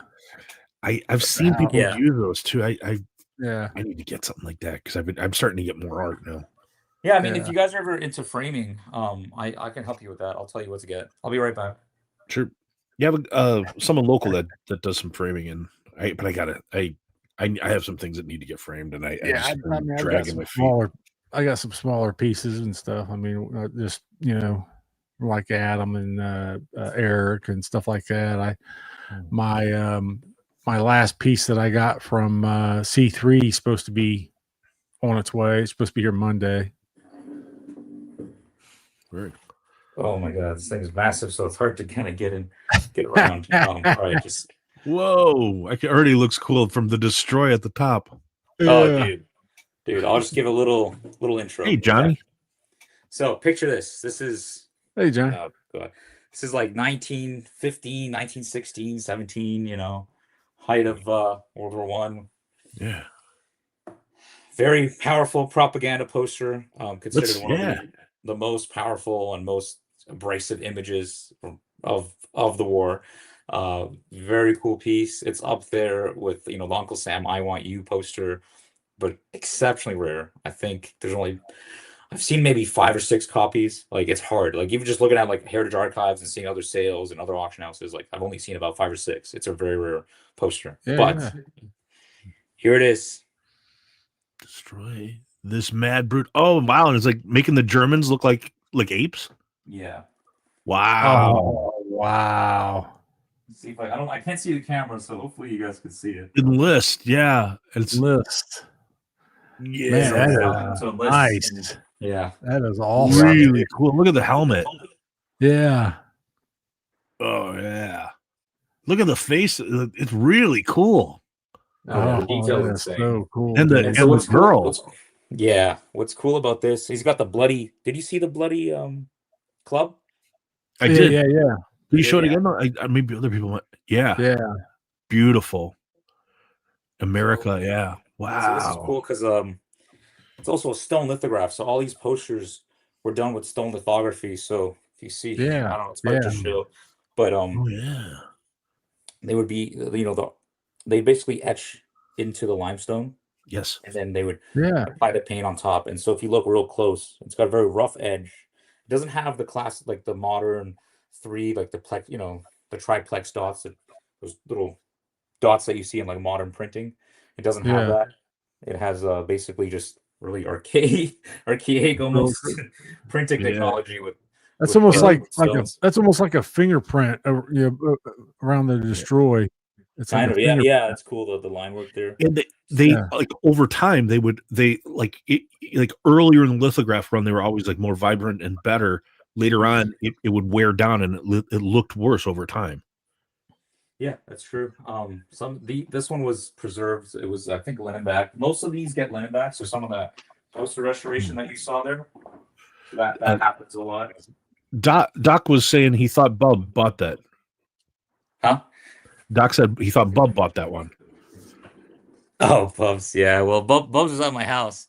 And he's at your house? Bub? No, he was. Not now. Oh. He was. Doc and Bubs were at my house, and Doc was playing a prank on Bubs. Oh. So, but Yeah. they're both too. great guys. Yeah. Yeah. I took it from Bubs. But yeah, it's a fun piece. So that's and to me it's just like art. I mean, it's a poster and format, but I mean it's just like a piece of art hanging on the wall. So I love it. So badass. Yeah, that one's a fun one for sure. Would you mind if we shared the link and had a couple other friends come on? Go ahead, we'll see. Maybe Doc will want to come on. Normally at this point we'll bring people on who want to ask you questions. Anybody's welcome. Alan, Doc, anybody, I saw, Biggie's there, Willie's there, Stevie D shows up sometimes. Anybody who's on wants to ask a question. Oh, there's Matt. Hey, Matt. Hi, everybody. I want to make 2 quick points. Hi, sure. Yaniv. It's great to meet you. That's 3 quick points. You didn't write out the one. That was the first ever mention of a ghost in a comic book was the answer that you were looking for, I think, on that book for the Jack the Ripper guy. Oh, okay. Yeah, because that's what they said on 3 websites. So I ran that in. Oh, that's but cool. I want to bring up the point that Bob Kane would have never used that as an inspiration. Why? Because Bob Kane, when he created Batman, his first drawings for Batman was that ridiculous red and purple suit with the blonde hair and the domino mask, and it was Bill Finger who changed it to the costume we know. Oh, so maybe Bill Finger could have been inspired. Bill Finger might have been invented, but Bob Kane would not. No. I mean, we all know that Kane didn't do most of the art at all. So anyway, those are my points. I have a question for you, Yaniv. Yeah. What made you decide to do this full time? So I think I got to. It's a great question, obviously, because I'm sure a lot of people think about it. Some of us are either part-time sellers, or on the weekend, or maybe want to transition into full time. I think it's when I realized that my use of time was better spent sourcing books, talking to people, making deals than my full-time job, which I used to work as a X-ray and CT technologist. So I used to work at a hospital doing X-rays and CTs. And I just felt that I just had the knack, I guess, for interacting with people and talking with people and finding stuff and doing deals. And it dawned on me, was like, well, if I can kind of recreate what I'm doing my other job here, doing something that I love, it's like, it's my passion, I'd rather do that. And so I'd like to point out then that both jobs involve skeletons. Yeah, they do. Yeah. That's why I like a lot of skeleton covers. That is a good point. What's the hardest part? What's the hardest part about being a dealer, or the most frustrating part? It's being a collector too. Hey, Alan. Hey, guys. Hey, Alan. What's up, Alan? It's a good question. I say it's like being a collector too. A lot of people are like, oh, you're just a dealer. As you can see, I have stuff everywhere. Like none of this stuff is even listed. Like it's just my PC. But it's when someone makes an offer on something and I have to make a decision of like, okay, well, I have to reinvest this into new inventory because I sold inventory. But I really like this piece. So I guess it comes down to that. I'm kind of transition more into just getting more inventory. That's why even at the art sale the other day, like I pulled out a lot of stuff that I normally wouldn't sell, but I'm like, well, I want to make people happy. I want to get more stuff out there. I want the hobby to grow in general. And so I guess the pro and con is being a collector. The pro side of being a collector as well is that you're always getting new stuff in, right? So it's fun, right? Like, one day I'll have the giant size X1, one day I'll have an X1. So there's also the side of things where like you don't need to have a new collection because you're always getting something new in.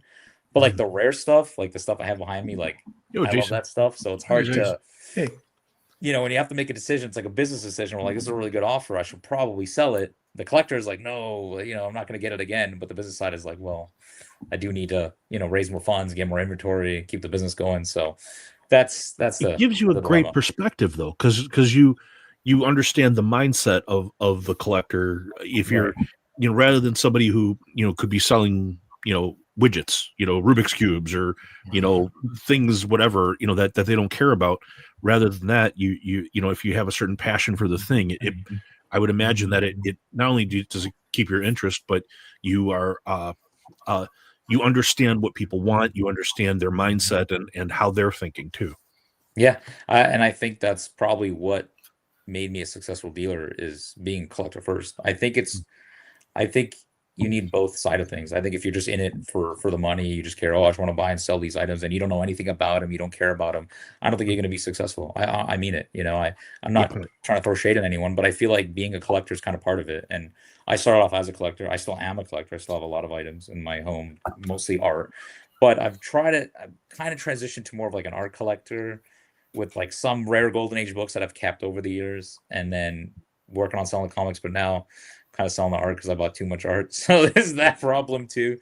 But I feel like it definitely helps being in both. And it, you know, there's the pros and the cons, and the cons are that, you know, sometimes when I sell stuff, I'd rather sell bronze and silver age books all day than gold.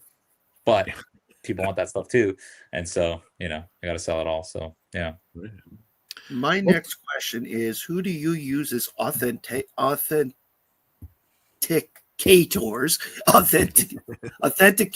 when you get a piece, for example, to show that it really is this and not, say, a forgery and or not quite or not? Great question. Or the guy is lying, or like, you know, like you know what I mean? Right. So for me, at this point myself, right? So I've bought tons of art and animation artwork, original comic artwork. So I'm able to authenticate it myself. If there's ever a point in question, I mean, you always want to follow the line of where it came from, right? So if you're buying from a place like Heritage Auctions, you know, they have experts in-house, right? So you wouldn't have to worry about that there. But it may seem scary at first because there's no grading, right? A lot of people get kind of worried. People ask me that about animation art a lot because I'll sell Dragon Ball cells and X-Men cells. Well, how do you know it's real? And what if somebody painted it? And there are signs, you know, there's obviously the type of paper or the type of cell. You can see the fading, you can see the line work, you can match it up to the actual finished product. Like there's different ways of telling. But ultimately, provenance is the biggest thing. Obviously being your own expert opinion, and I do have other expert friends too that I can kind of bounce information off of. Like I can message like, hey, what do you think about this? This looks kind of off, like, don't you think?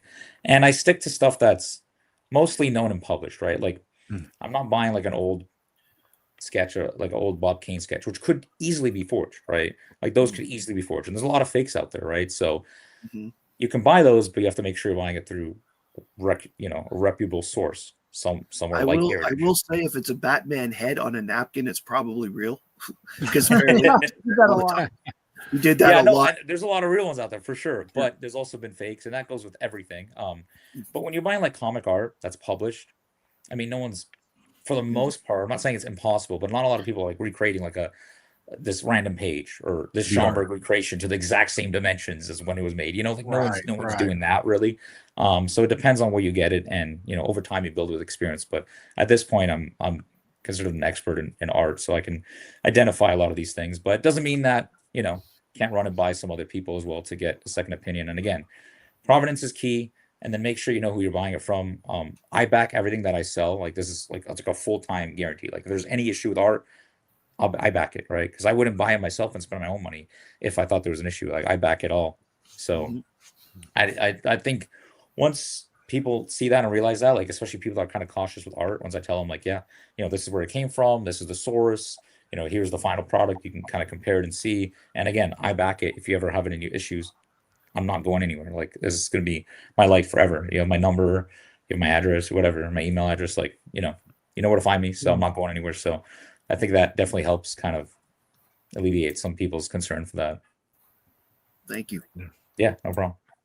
What's the chain of custody when you're selling major pieces like a Captain America 1 or something like that. Like, how do you do that? I imagine there's got to be a lot of scariness as far as like, making sure people pick it up, right? And like just like the deal itself, like yeah, transaction. So I've always liked to do some of the bigger deals in person. I feel like a lot of people are comfortable with that. Like, so like I will fly out sometimes, or we'll meet you like, flew let's say across the U.S. to do the For Captain America 1 sale for Stevens.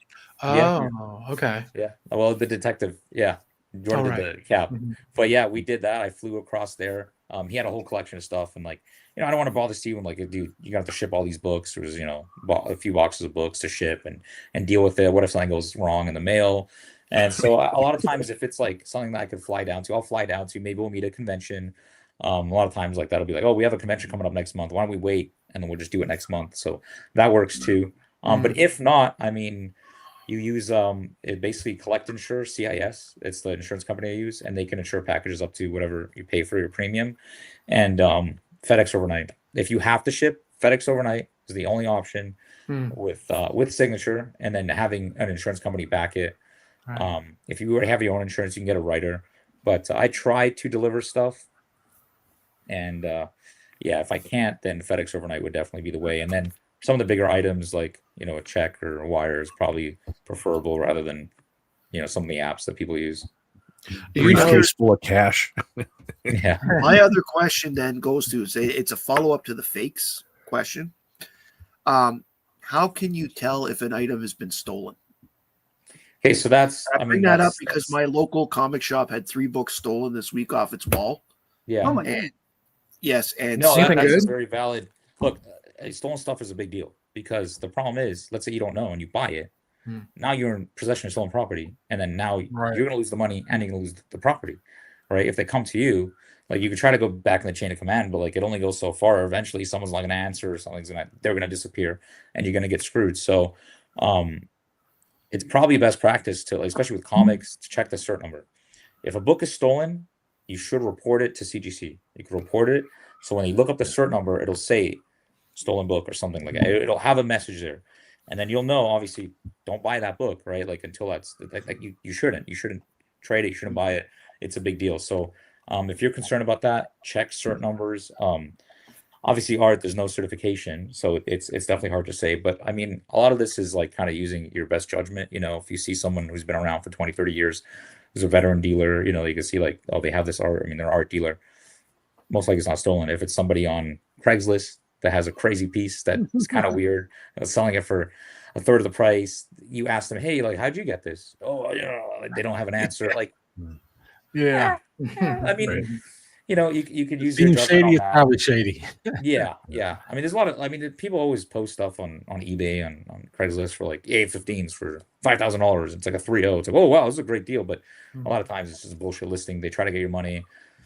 You can sometimes get your money back, but they'll take the money for it. It's like, it's a headache, right? So definitely try to use some try to use some critical thinking there. But at the end of the day, when it comes to stolen goods, it's a risk that happens when people are trading commodities. But with the slabs, at least, if it's stolen, you should report it right away to CGC or CBCS, whatever it is, and you could check up the census number, and that's a good way to see if it is or it isn't. And again, I tend to only deal with people that I know for the most part, right? Like, and I feel like a lot of people do that too. I feel like my best advice is just deal with people you know, right? I'm not saying you can't buy anywhere else, but like when you're buying on Heritage, you're buying on an auction house, you know where it's coming from, it's fine. You're buying from people that have been in the community, that other people have bought from, that you've traded from.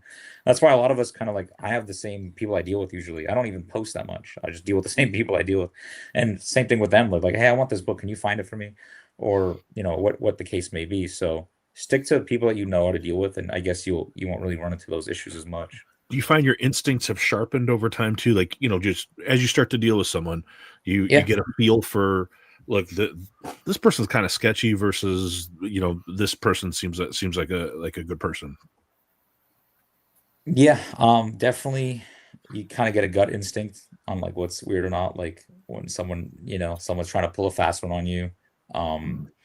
So I think it just comes with time, and I think as you interact with more people and deal with more people, you'll realize that. But I mean, I just think the best thing to do is just, you can do research. I mean, always, if you're trying to buy from someone online, you don't know who they are, ask them for references. It's not a big deal. People use my name as reference all the time.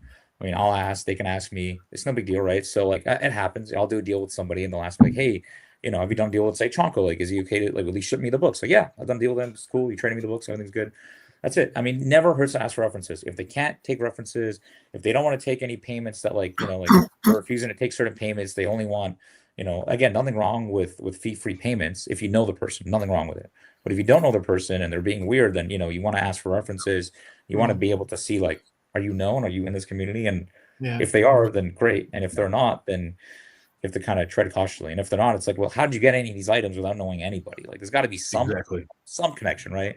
And I'm not saying it's impossible. Like, someone could have just been buying from Heritage. They just have the items. The phrase that always sort of gets me going is, "I know a guy." Okay, yeah, no. Or, trust me, bro. Trust me. It's one of the things. It's one of my arguments about when you're dealing in really big books, raw versus graded. And one of my, like, I know a lot of people love raw books. There's a little discussion in the chat just about raw versus graded, and I think it's one of the things that it removes is even if you're like, oh, is it really a 3.5 versus 3.0, and did they? That doesn't matter as much as removing the trust me, bro element from it. Trust me, bro, this isn't restored. Trust me, bro, it's totally a 3.5. Or whatever, and the certain number that you can trace. Not only for like you're saying for stolen property, but for insurance, going in and saying, hey, trust me, bro, to State Farm, trust me, bro, I had a Captain America 1. If you have that certain number, right, 100%. You definitely documentation. I would say document all your collections. Whether it's an Excel or another sheet or any other app or program. Document everything. Document it with take photos. I mean, take photos of everything you have because you never know when that might be useful to have. So always take photos. Of stuff. I found out about the robbery that I was referring to on Facebook. My store had put up these 3 books were ripped off the wall and sent. He puts everything he puts on the wall. He takes pictures of because that happens quite frequently where he is. And, it's a real risk when you're running a brick and mortar, especially. It's always a risk. I know some stores, they won't even have the books. They'll have like a print out of the comic and put it on the wall because like they don't want to bring it. So I mean, there's different ways to go about it, but definitely documentation's key, insurance is key, and again, who you deal with, right? So let's say you buy a book, it's raw, comes back restoration. If you're dealing with an honest, reputable dealer, I mean, they make mistakes too. Just tell them, like, hey, this is what happened. They'll send you a refund, a partial refund, or just take the book back. Right? Most honest people do it. I'll do it. I mean, most people I know and I deal with will do that because this is just how it is, right? We're fair. So if there's something that wasn't disclosed that you don't know about, just bring it up to the dealer. And if they're an honest dealer, they'll do that. And if they're not, you'll probably lose their business, right? Like if they refuse to do that, then. That's kind of it shows their character, right? So that's my comic shop. It happened to me. I bought a Tomb of Care. Good job. Very good timing, man. My comic shop did I had a Tomb of Care 16 and got it. It was kind of fragile. I just kind of like flipped through it to be sure, like, look like I didn't like read through it or anything, but it was a married cover to another pre-code horror, another Tomb of Terror. And so I kind of I sent it off to CGC and they're like, we can't grade this. I was like, why? And they sent it back and it had a note, that it was. And I called my comic, or I talked to my comic shop through email, sent it back, no problem. 100% of my money was back. I just sent it back to them. They had it back, my money back the next day. So it was. Yeah, and I was about to say, like, a lot of people, not to cut you off, I just don't want to forget, like, a lot of people don't realize the value in that, right? Okay, you might pay a bit more for my comic shop. You might, like, maybe you'll find one on eBay or some random guy that might have it for a little bit less, but there is value in real service and people that back their business, right? Same thing with art, same thing with comics, right? Like, you'd rather spend a bit more, if there's an issue, they will take care of you rather than you're out the whole money. That's it. Now you're gone. Yeah, that's right. And there's nothing wrong with trying to save a buck. Always try to save a buck. Always go for the best deal. Always. I mean, I do. I try. Right. There's nothing wrong with trying to get the best deal. But there is value to dealing with. Of course. There is value to dealing with people that that okay, this didn't work out. The book has an issue. They'll take it back, and there is value to that. That's why a lot of people like to deal with the people that they like to deal with, and they know that they're honest and they'll take care of them if there is ever an issue. And you might save $200, $300 here, or whatever, going a different way, or save $1,000, but then you lose everything if something goes wrong, right? So just definitely keep in mind who you do business with for sure. To help promote 100%. To help promote the show for tomorrow night's show, is there any books that you might want to? All the might have to sell, or I think I bought all the good ones, didn't I? Alan takes them all. All the lifestyle stuff is upstairs. I don't have them all here right now, but you want to mention a few things that people might be interested in? We'll have some exciting comics. We'll have some Black Terror. We'll have Jason loves Black Terror. I love Black Terror too. I think we'll have some good go art, some bakers, some rare bakers will be there as well, which are cool. Bakers are always fun. Some pre-code, some time. Frankenstein. I'll take any Frankenstein. I know you've been wanting that. Did you end up buying that one from my buddy? Frankenstein, don't you still? No, that's my buddy. That was my buddy's book. I texted him. I was like, I told him to try to close the deal out with you. I know you guys were close. You guys were so close. Yeah, we were close. I know. I might have a foreign Frankenstein actually, which would be kind of cool. I might have like a Mexican or a Brazil one. I thought you had the one with where he pulled out the spine. Don't you have that one? Which one's that? I'm locking up. I think it's like Frankenstein 26 or something like that. I might honestly have so many books, so I don't remember. I very well might, but it's gonna be a good show. A lot of gold and some art too. So a good mix of stuff. So if you like vintage comics, I think you'll have a good time. So it'll be fun. Richard's having a little internet problems, but yeah. I mean, if you're busting out Cortez stuff, I'll dip into the credit card most likely, but yeah, and I have other kind of interests, but you'll be bringing some stuff from like kind of all ranges, right? Kind of entry level stuff to all the way to big stuff, right? Yeah, I've been trying to encourage Yaniv to bring stuff that's under $100 all the way up to crazy amount, but I know. I was trying to get me. Don't freak out my audience too quickly. I know. I'll try to set it up. So I know sometimes I just have the big books first. But internet. But I don't know. I just it's like the eye candy for me. So it's like kind of gravitate towards it. But I'll have all levels for sure. So it'll be fun. So save your loonies. Hey, we'll take them. The Canadians will take the loonies and toonies. But did you guys have any other questions for the great and powerful Yaniv? I had one more. You mentioned you're collecting posters right now. I've been collecting posters as well. I just got a 1940 Republic serial movie poster from it's like a very pulpy The Drums of Fu Manchu. Really cool. That's cool. Yeah. Oh wow.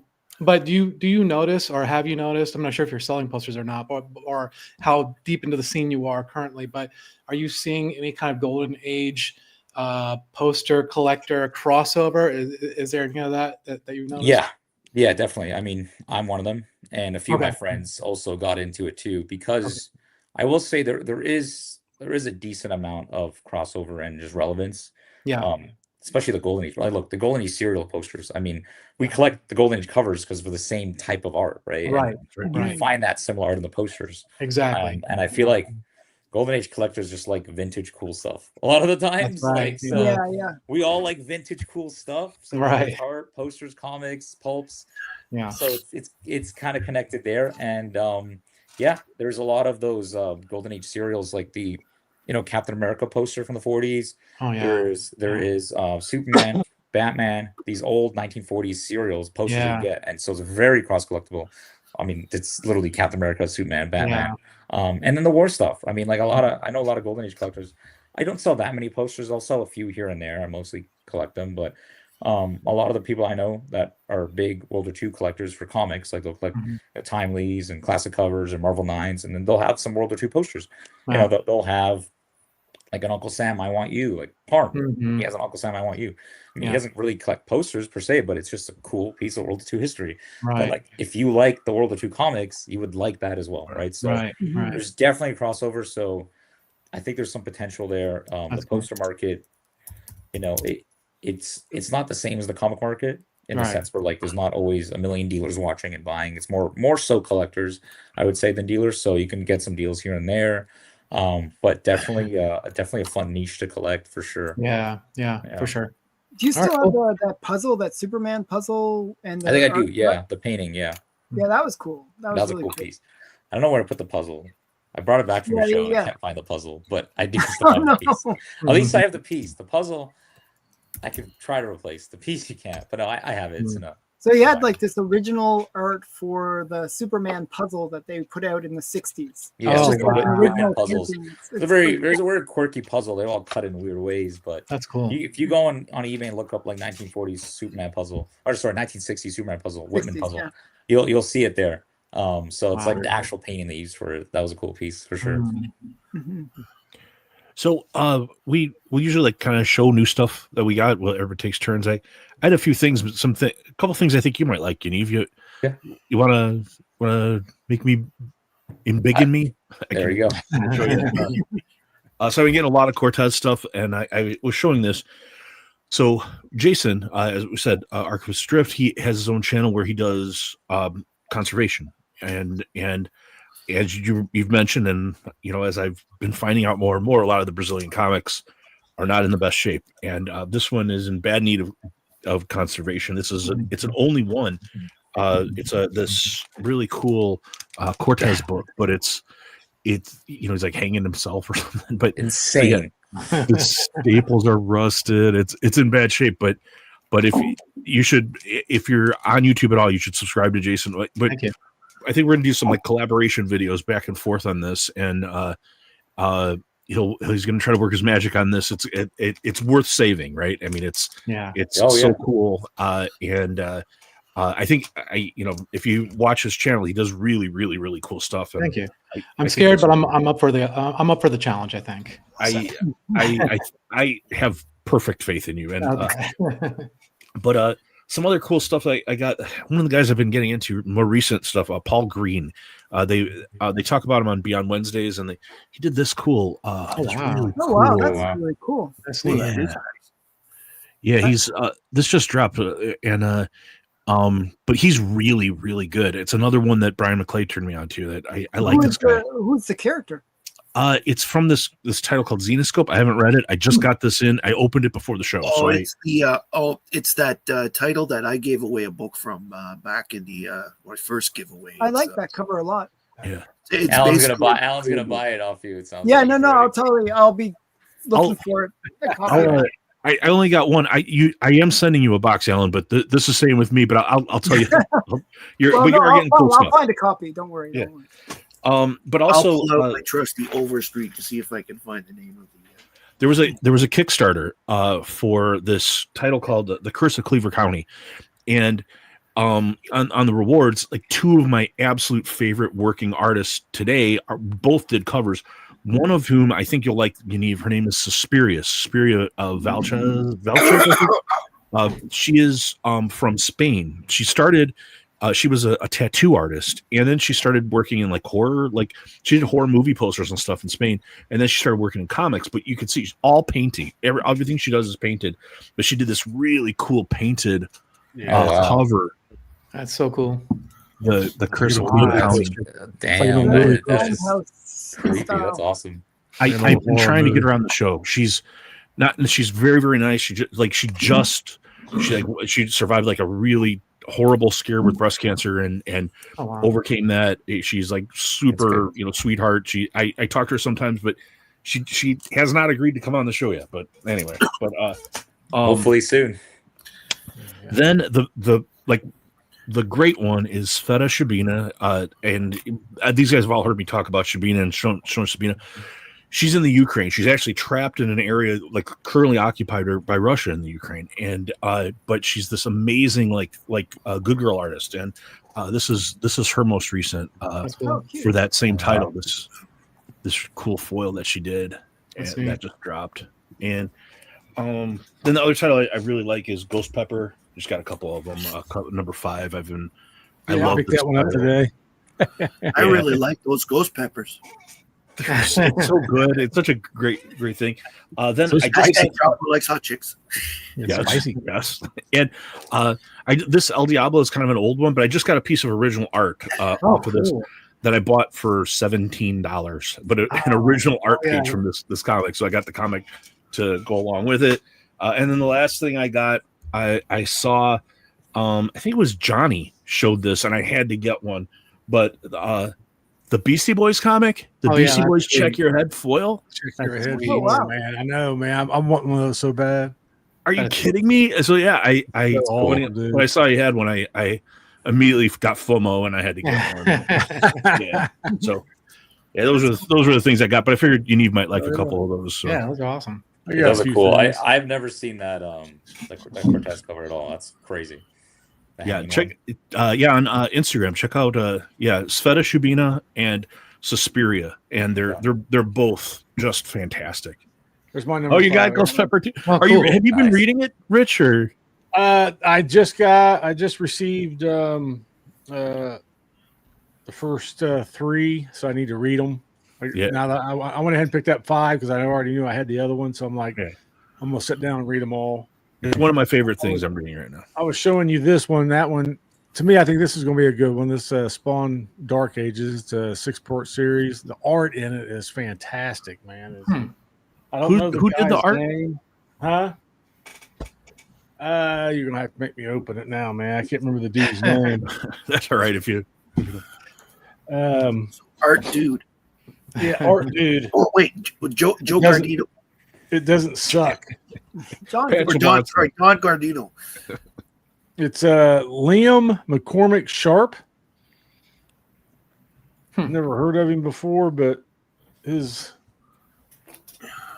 Oh, cool. Oh wow, That is really. oh wow, that's really cool. It's very David Finchy almost. Yeah, it's great line work. He makes some great movies. This another big page here, there. yeah, that's I'm not great. really Cool. I'm typically not a big Spawn person, and the guy that works at Derek works at LCS I go to. He's like, "Hey, did you see this?" He's like, "I know you like art stuff," and I'm like, I'm not really a Spawn guy. He's like, "No, look inside it." And I started looking inside it. And I went, "Okay, put it on my pile." I said, "Oh man, it sold me. It sold me." Please Very stop. easy. No more. Yeah, but and then speaking of different art, I love it. This is Brian Boland. Yeah. Yeah. He's one of the best to do Jokers. Yeah, Yes, I love Brian Boland stuff, man. Absolutely love it. great Joker art. And pick this one. Oh, nice. That's cool. Congo versus the Congo Challenger. versus That's Congo. cool. That's a cool cover. Yeah, it's really cool. Gorilla cover. You gotta love it. Reminds me of like those Japanese like movies where they have the 2 guys dressed up in the suits. And they're Right. fighting Ultraman. Maybe Yeah. All the kaiju movies. Oh, kind Yeah, of. Yeah. Fight. but Oh, it's creepy. Frank Frazetta. Yeah, that's awesome. Nice. Speaking of somebody who's setting records, holy crap! Every time Frazetta drops Yeah. a piece of art like that goes into an auction, it's setting a record. Aubrey's got a sketch. Yeah. Yeah, He just picked it up yesterday at the live sale. Frazetta, That's- I mean, he's smart for doing it. I mean, Frazetta's only been going. Yeah. crazy This for is- years. This He's is the best. first cover art by Jim Starling. Oh, that's Oh, awesome. very cool. I love Nice. that. Oh wow, I didn't know that. I want that. Yeah, We all want it now. Let's start the bidding. It's actually got a story in it by George R. Martin. Oh, cool. Really? Yeah, All right, I gotta write that down now. Did it finish or did it have to carry over and then never got anywhere? I never got finished. Oh, geez. It's going to be But, finished in 20 years. another seller on YouTube, Dave of West Coast Avengers. Oh, yeah. This is where I Yeah, get he's good. this stuff. He's a good dude. He's That's been on the awesome. show. Yeah. Yeah, this one here, Monsters, Those Oh, are great. Plymouth Monsters. 56. Yeah, Boris Karloff, Frankenstein. yeah, I love Frankie. Yeah. You probably got the whole run, don't you, Alan? I have the whole run, yeah. Yeah. I even have the ones that came out later. From Okay. Okay. Little German long shot. Oh, nice. Oh, you said it's German? Yeah, I think it's German. Yeah, that's cool. It looks like it's German. Something like that. There's a lot of ders and does and stuff like that. It's got to be German. We'll say it's German. Of course not. It's, Rich is starting a new propaganda. The Durban does. then my little you landed. Cool, man. Nice. Sweet. yeah. I've been trying to get. That's one. Sorry, of the ones Yaniv. I got this from Elite. It's all good. That's awesome. Great deal on it too, man. You got a great deal on that. Yeah, thanks to Mike, man. He threw me a heads up on Instagram. He was like, "Hey, man, did you see that?" And I was like, "No, I did not." And I was like, "Ooh!" So I reached out to the guy. Was like, "A little offer," and he's like, "Okay." So yeah, I love it, man. Trying to slowly piece together this. I'm trying to get the full run of that horrific. Yeah, me too. Yeah, it's a great run. That's one of the ones I'm missing. Is it? All right. Yeah, I'm glad you told me that. Yeah. Now I'm sure there's a chance I get. It's even more valuable now. Like, You don't have that. Right. but that's all I got. I got some other stuff, but I ain't worried about it. So that's only cool stuff I got. Yeah, that's a Don Heck cover, right? The horrific. Yeah. Yeah, Don Heck. He Yeah, did most of them. Yeah. he did did most of them. Yeah, he did the majority of them. It's great. Yeah, I love it, man. I'm gonna head off, guys. I gotta go take care of the kids and stuff. Yeah, man. Saturday. All right, man. Thanks for stopping by, man. Hey, Matt, thanks for stopping out, bub. Yeah, it was good to meet you, Yaniv. I'll be watching Yeah. tomorrow. Good to meet you, Matt. Take care. Take care. Unless anybody had something else they wanted to show, I got one or two things real fast. I Oh guess. yeah, show us. All right. Jason. So I just got this. It's Starling Comics. Oh, Wow, 18. Nice. very First Iron cool, Man, I man. think. yeah. First Power Man. Yep. And I got that from Canada. It took forever to. It was a big deal. Maurice, do you guys? What the hell, Al? Why did it take him so long? Well, the customs actually rejected it, and so it was a big deal. So Are they still on strike? No, I'm kidding. I don't know. I know they're not. I know they're not. it's pretty. I mean, these are all beat, but because I can serve comics, so whatever. Black Terror, maybe. Yeah. Nice. The colors look That's a good good though. one. Yeah. That's a good one. Yeah. I got. I'm glad you live close, Jason. I have to come up and borrow that sometime. Yeah, you come on up. Wow. That too. Skeleton Hand, ACG. That's nice. Yeah. I'm not sure if I showed this already, but I got this Black Hood. Oh, Oh, yeah. Black Hoods are good. I'm trying to get that. That's another run I'm working on. I really like good run. Black I Hood. love your books, Alan. They're great. I'm sure Yaniv's got a number of them, but No, Black Hood's a fun run. I like Yeah. that one Yeah, too. there's just a few covers. I Underrated covers for sure. There's For some sure. underrated covers there. Oh, Oh, nice. amazing, wow. man. Oh, really cool. Wow, it's 11, Super I believe. Yeah. that's a huge book. Yeah, and I got it for cheap off of my comic shop. Well, relatively cheap. And then this literally just came out of the press. It had no back cover, so I Oh, Oh wow. Oh, Found a back cover. buddy. so you guys are the first to see it before I put the videos up. so you Oh, got the right back cover for it. Wow. Yes, the Yeah. back cover is hard to find, but a Mickey or a Mighty Mouse came up that had the exact same back cover from the ad on both the back, the inside back and the outside back. Oh, both of them. Good. And it was like the Can you Mighty show Mouse. the leaf casting a little closer to the The camera? leaf cast is really hard to see. It's a It long. looks so good, man. I mean, That yeah, looks I can't- good. I Jason, Yeah, awesome that's job, really buddy. Thank you. Incredible Appreciate job. it. Very good job, man. And so So- you're gonna get that graded by CGC and like see if you can get a blue label. I don't Oh, think I can so get a blue great. label. Well, I could get a blue label with gray at the top, but that's about it. So yeah, no, I don't think I could pass this one through them, but yeah, so that's all I got. Very cool. That's man. cool. Very cool. buddy. Oh, check this out. Here's something cool. The Mark Spears Monsters shirt. Oh, that's awesome. from okay. the Kickstarter. Yeah, everybody who did the Kickstarter got a Mark Spears Monster shirt. Oh, So, sweet. yeah. That's neat. Cool. That's great. I Right, got Alan just got some. stuff if you want. Yeah, you Oh, just yeah, got show us, Alan. books, Oh, right? you got some stuff out? yeah, Alan's got some stuff. Cool. I got one or two books, not Absolutely. too many. I don't really have Please. that many. Yeah, Um, But you showed Black Hood, so I figured Yeah. I'll show my Black Hood. Nice. I really Nice. it's my favorite in Yay. the title.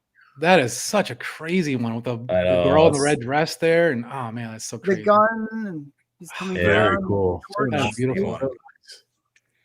I got it for steel too. It's like I always try to buy books after a prime auction. So Yeah.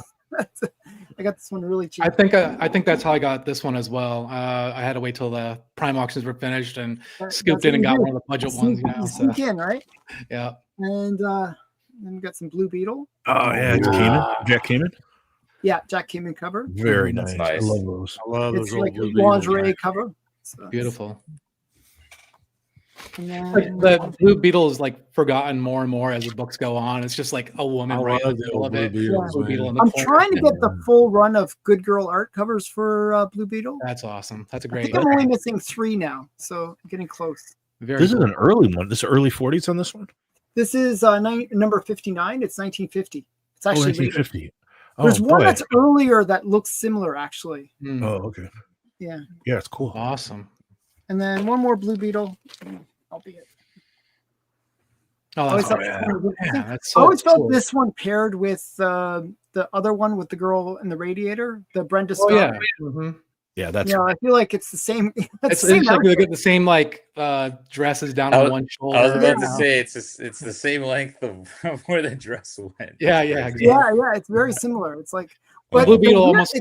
the perspective is so messed up. Everyone's Yeah, too she's like small. giant. Yeah, that's She's what I like was a about to say. giant Blue Beetle- woman, The little man. midget guy Yes. basically is attacking her because she's like, Is that Big Barda? no, yeah, it's really weird. I actually really like it though. I like that too. So It would be a great Silver Age book, bad I love perspective. the old Blue Beetles, man. Yeah, so those are mine. I figured I'd show a few. Yeah, that's That's awesome. Very cool. Those are Nice Blue Beetle run there. Yeah. Yeah, another title that has The a lot rest of of them are all underrated covers. raw that I have. Blue Beetle. Raw. It's raw, you donkey. maybe we could go around the horn and just ask people what they have coming up. So Yaniv, we know tomorrow, obviously, On with Alan, 8 p.m. Eastern. Yep. What else you have maybe coming up that you'd like to promote? For let's say show wise, I think the next show I'll probably do is OEX. So that's a big original art show in Orlando. That's gonna be in I think February in Florida. That's gonna be a lot of fun. It's really cool. Usually they hold it like kind of right across from it's either Disney, Universal. It might be Universal. So people like to go there, have fun at Universal or Disney, and then go to the Right. show. So it's a good time. All art focused, like literally just art. That's awesome. There'll be some animation art this year. I might even have a booth there with some of my buddies, so that'll be fun. So that's going to be the next big thing. And then I'll be at most of the main comic shows of the year. Like I like to go to the big, old school focused ones like Baltimore, Little Giant, C2E2, Heroes. I'll see you at C2E2. I'll be there. Perfect. You'll be at Oh, I'll be C2E2. a hero. Yeah. You'll be Heroes, right? So I'll see you both there. Yeah. Summit is the one in Dallas here. It's a great show So at nice. Heritage. Amazing Well, show. Bubs That's went the to big that. one. Yeah. Yeah. Doc goes to that. Next year for me. So yeah, We'll- I'll We'll have to do get some- we'll get an Uber because I'll show you some good watering holes in Okay. Chicago. Sounds good. Yeah, that'll be fun. Yeah, I'll hit you up when I go down there. It's a good show. I've always liked C2E2. Yeah. That's always a good con. So yeah, I'll be doing most of the main shows, but you can always find me on Instagram. So Straight Flexin, it's right there in the under my name there. So just send me a message if you have a question about art or you're looking into getting into certain things or anything. Just shoot me a message. I'm always just reply right away. So yeah, happy to help. Awesome. All right, Yeah. cool. Jason, you got anything you want to promote? Last Wednesday, I was on a live show for a relatively small channel, Jay and Bax's Expensive Paper. So check out that live show. They got a really cool, neat setup there, and so yeah. And then I should be having a video out. Probably I'd like to have it out by tomorrow, but I'm not sure if that will be possible. So sometime early next week, I'll have that Blonde Phantom out there. So and that's about it. Cool. Yeah. Alan? Well, I'm on with Yaniv tomorrow night at 8:00 Eastern for people that don't remember. And tomorrow I'm also I'm doing my Golden Age Hot 10 list. Yeah, I love that. And it's a big list. This is probably the biggest list I've ever done. Over $10 million worth of comics. Just one book, right? Yeah, so it's a big list, and I give my commentary about the big book. I really think this is a turning point in terms of comic collecting. So I kind of talk about it a lot. That's my favorite show of yours of the week. I mean, you do a show every day. But every show is your favorite. No, it's well, that's true. That's the most favorite of the favorites. So, yeah. This and Q&A are both right. Yeah, so it should be a good show. It's Monday's my favorite because there was a few sales that I don't think anyone's going to talk about that I'll be talking about tomorrow that were insane. Like, I just couldn't believe how high certain books went. Other books did terrible, and I also talked about that. But it's a really cool list, actually. So yeah. You guys just question about like auctions and whatnot. Do you think when there's a big book like that, like Superman or whatnot, does that hit everyone's pocketbook to such an extent that it almost kind of like diminishes some of the other books in the auction, so they don't get the prices that they should get? Because maybe like if there's a number of big books is what I'm saying. I think what I noticed was there's really like the mistake that they made, like I guess, is they did what I call a flex. I mentioned this in my show tomorrow, but where it's cool to have, I have this really rare book, right? You say, oh look, I have a rare book. Right. But look, I'm even cooler. I have 4 copies of it. Like, it's the Anna Love of like auction, right? Where you show like you have multiple copies, but that kills the value because I've asked her to be on the show. She's not responded, but I did ask her. So, but the point is, like, when you have multiple copies of like some rare book, all of a sudden it doesn't seem as rare. And it really kills the value. Yeah. But what I noticed in this auction was I felt like there was big buyers that were brought in. Like, that got sucked into coming to this auction, and it looked like they were picking targets of opportunity. Right. Okay. So there was a bunch of books that had just massive sales, and then there's a lot of books that are big books that really underperformed. Like, were actually kind of steals in a way. There were some things that were like, I saw Ryan. Like the Contact 12, for example, undersold. The ASM 300 with the 4 signatures went for insane money. Like, I don't know if you saw Ryan's video, but it's like went for like $36,000 or something. Modern book. It was crazy, and like way above like other sales. Like there are other like comparables. Anyway, sorry, didn't mean to interrupt. And the other thing that really bothered me was they killed the value of Phantom Lady. Oh, really? Phantom Lady 17, because they brought like 3 copies of it on the auction. Yeah, there's too many. There's too many copies. What are you doing? Because I invested in that book, right? So I don't think it took too big of a hit. I will say that 8.0 was cheap, and 8.0 sold for about 20 to 30,000 under what it should have sold. Yeah, I don't have that, cheap. but still. I was like, I was going to say, close. I was this still close above to my bidding pay on it. weight, man. They had a U.S. Jones too in the auction, which I've never seen come up. I have a copy, but because there's only 7 out there. Mine is trimmed and hardly anything. But it was a 2.0. It went for $8,000, which I was like, all right, that was much higher It than. makes you feel good because it's like. Right. And there was one book I didn't report on it, and I can't even tell you guys what it is because I'm waiting to buy it. Okay. there was a copy that sold, and it sold for almost 4 times what a copy on eBay of the same grade. Oh wow! It's listed buy it now on eBay. Oh wow, that's awesome. I'm debating. You should buy it, Alan. It sounds like you should buy it. I was shocked. I was like, why is it going so high? This is stupid. There's like one literally on eBay, same grade. Looks just as nice. But happens sometimes. The auction was an interesting one for sure, and they're going to continue having more items. I think today they had some more items that sold earlier today, but they did have a lot of grails, like one after another. I mean, like dude, 3 Cap ones. Yeah. 3 Flash ones. Yeah, they shouldn't do that. 2 or 3 Batman ones. I think it was 4 Flash ones. Wow. Really? See, that's like they're kind of screwing somebody. Yeah. Right? Yeah. I mean, if I was the owner of those here's books, the thing. I'd be pissed. I'll say this. Look, I'll say this. I know them quite well. I know the system quite well. The problem is this: it's not that they want to put all these copies at the same time.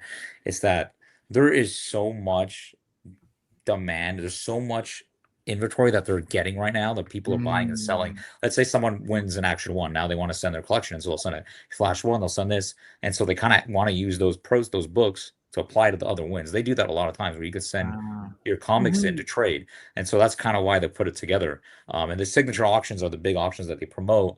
And they can only push off so many things. And a lot of times the consignor is like, well, I don't want to wait another 4 months for another signature to come up, right? So if you have it, just put it in now. Let me get paid. Let me pay off my book. So there's a lot more factors that go into it. They don't just look and be like, oh, we have 4 of them. Let's put them together, right? Like there's somebody screwing themselves at that point. Yeah, there's some factors that go into it. I think one thing that they tried to balance it out a little bit was they had a Flash 1 at the beginning and they had a Flash 1 at the end. Like, so that they weren't next to each other and like. I agree with you. I agree. I think there should be one, maybe 2 copies. If one's blue, one's purple, that's fine. The high end is a low end, that's fine, right? Like there's difference. But when they're like very similar grade or very similar price range, I mean it's gonna hurt it, not just because it's like, oh, it's not as rare. It's not that it's not as rare, it's just that, well, why would I bid more on this when I'll just wait another lot? Right. So like a lot of times the first one goes cheaper because they're like, oh, forget that. Then everyone goes bids on the second one, and then all of a sudden they realize that the first one was a good deal because now they're that's what happened with the Phantom Lady. The Phantom Lady, the 8.0 sold for 63, and then the 6.0 sold for 53. So so it actually sold high, and then the 8.0 sold low. You know what I mean? Because it happens. It happens a lot. That's why if you want a book, you buy it because you never know. A lot of times, if you want to wait for the second one, it's usually cheaper because a lot of people are pausing and they're waiting for the next lot to come up, and then they back off.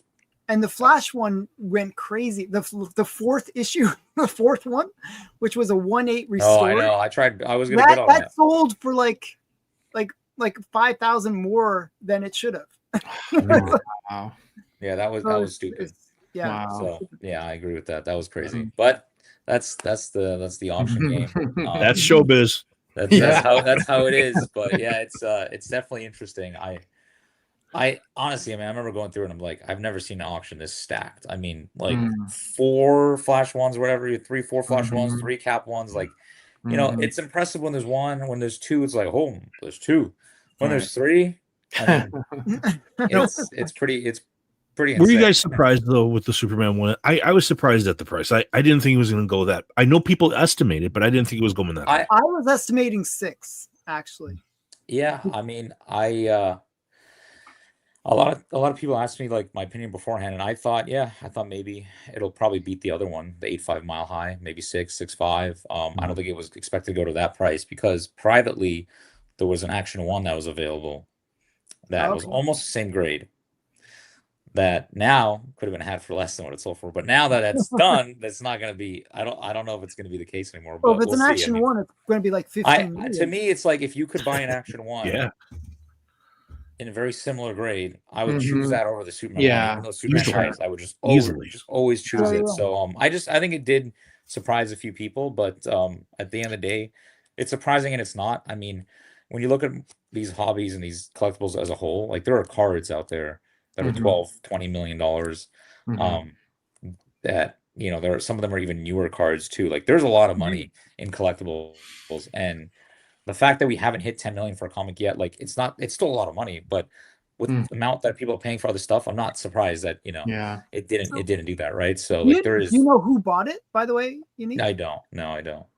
Okay, I was curious. If it was a consortium or if it was like an individual collector. I'm not sure. I mean, I would assume an investor, maybe a few people, maybe a VC, like a capital. That's what I'm saying. Yeah. Could be. I mean, it could be. Or it could just be a single collector. I mean, because you can either buy that book or a building. I'd rather have the book. Right. But yeah, see, but it's like there's a certain amount of like sheltering going on of your money with some of this stuff in collectibles or art or any of this type of thing, if you believe in it, like if you believe that it's going to hold the value. And I think some people who are very, very wealthy, or I'm just saying if you needed to say launder money in any way, with art or these types of Like things. cartels that have There's always that possibility. I don't know. I'm not saying that. I'm just saying that, if you have an imagination, you could imagine that this would be a way to do those types of things. But wasn't there a Breaking Bad episode where there was a tortoise with a Action 1 stuck to its back? I was like, that's a head. Great. There was a head. But, no, I agree with that. I mean, I think the collectible assets as a whole, if you look at markets and money and inflation, people are parking their money to assets, right? So it's not just collectibles. I mean, gold or real estate. I mean, I've always been a firm believer of there's no point to just keep cash. They're just making more of it. It's only gonna be worth less. The cash value of cash itself. Cash is actually the worst investment. It's the worst thing you can hold. So I think a lot of people are finding different areas and different markets, and the high-end markets, even in poor economies, sometimes, especially in poor economies, do really well. The high-end markets, right? So I think for the most part, I think some of that will hold true. And when you're able to afford those things, the economy is good or bad. Generally, those people are still wanting those high-end items as well. Right. And again, even more. Yeah. Even a lot of times, even more. It's like, I don't trust cash. I want to buy some gold, or I want to buy some real estate, art, or anything. Yeah. So I feel like a lot of the really unique, special things is gonna definitely hold up, because there is still a lot of growth in the hobby. But still, I mean, it's an insane sale, and it's crazy when people come to you and they're like, dude, did you hear about this book that sold? Like random people, like family, random, like my boss texted me. They go to you, like, did you hear about this? Like, that's why I think it's going to be Superman. I'm like, well, it's not the first appearance of Superman, but you're close enough. But, it's fine. But it happens a lot. Like when that happens to you, and people come to you and they're like, oh, look at this sale that don't know anything about comics, and they hear about it. It's a big deal. It's a good thing. It's a good thing for the hobby. I think that brings back people into the hobby again, because it's like everyone's going to be talking about the normies are going to be talking about it. That's right. It's on the news. It's on the actual regular news. My boss actually texted me. He doesn't know nothing about comic books. He's like, "You're the first Superman?" I'm like, "Well, it's not the first Superman, but yes, I did hear about that. I watched the auction." Happens every time. Or they'll call Action 1 like Superman #1. I'm like, but that's close fine. enough. That's fine. I mean, it's all good, man. Exposures is good for the hobby. That's right. And or anything that gets people like, oh my God, these things can be valuable. Let's buy comics. This is a good thing. Yeah. I see the comment there. What's a normie? Do you want to describe it, Alan? Well, it's not us. So it's like, we're like the weirdos and they're normies, right? They're normal. No, I would say it as like, this is another slang term, like NPC. Yeah. It's like, it's like regular traffic. Like people are like, I guess we're kind of the weird off ones out that are into this stuff, but most average people that don't necessarily care for comics and know too much, right? It's like, so NPC, normie. But I guess that makes us weirdos. The difference between Action 1 and a Superman 1, you're a normie. Right. Exactly. Yeah. That's the distinction. That's a test. We could go on the street and ask people. But so just I had a couple of things just kind of coming up, just some general news. I think Rich and I talking. Next Saturday, I won't be on the show. I don't know if Rich is going to do a hangout or if there's going to be a show. I thought we were having David Nakayama on. He never got back to me. So we're going to have to reschedule that at some point whenever he is available. He says he's coming on, but it won't be next week. I'm going to Italian Beef Fest here in Chicago. Man. Awesome. I'm going to be. I'm so jealous. So if you survive, then there'll be future episodes. Yeah. It'll be a very Chicago thing. Beef. Italian beef in Chicago is amazing. And, man, that's I love that style. I love Chicago beef. So it'll be fun, and then then for 2 Saturdays in a row, I'm going to be in Europe. I'm going to be in Belgium and Amsterdam. Oh wow! And but I think we're still going to have shows, but I don't think I think we were talking about not having guests, right, Rich? And I think I'm going to call in on my phone, and we're just going to do hangouts, so everybody's welcome, and we'll hang out and talk. And then we'll be hitting it hard coming back. Nathan Zierdy told me to he's on vacation right now, but to talk to him after Thanksgiving, and we will set up a date, hopefully in December, and hopefully I can get hopefully Zirdi and Nakayama will have both of them on hopefully like back to back once I get back from Europe. This will be my last trip for several months. I won't be having more of these long trips, so there won't be like these big, is Chanko going to survive? Is Chanko in diarrhea today? Is Chanko, where the hell's Chanko at? There won't be any more of those for. Is this a work trip or is it a pleasure? Work trip, yeah. Okay. It'll be there is a little bit like I do have some off time, and I'm a craft beer nerd, and I think I'm gonna go to Cantillon, the world famous sour producing brewery in Belgium while I'm there. So that might be cool. I might be trying to bring some stuff back and in that way, and I'm gonna try to hit up some comic shops, see if I can bring some foreign editions back in my travels. But there's that. A couple other things, just past things. If you didn't watch Rich's episode this week of Geeking Out with, it was me doing the thing, and it's got a lot of good feedback. It was all about Cerebus. We did a deep dive into Cerebus and Dave Sim and the whole story around Cerebus, and if you want to watch that. And then the kind of infamous now Silver Age video that I just dropped a couple days ago. I'm interested in everyone's opinion if you watched the video. There have been a lot of people offering opinions who didn't watch. So if you've watched the video, I really want to discuss it. If you agree, disagree, but if you've only watched 20 seconds of the video, or if you've only got all your information from somebody else, go watch the video and then come talk. I'd like to have a discussion. Right. I'll be doing a rebuttal to Matt's rebuttal of you, which Rich will be doing a rebuttal. Oh, you're doing a rebuttal. Right. Well, Matt's doing a rebuttal, and then Jason said he was going to do a rebuttal to Matt's. And then last night in the chat, I said, well, I'm doing a rebuttal to Jason's rebuttal about Matt's rebuttal. My rebuttal will be just titled simply, everyone's wrong about the Silver Age. Fair. And two other videos dropping this week that I think are going to be kind of okay.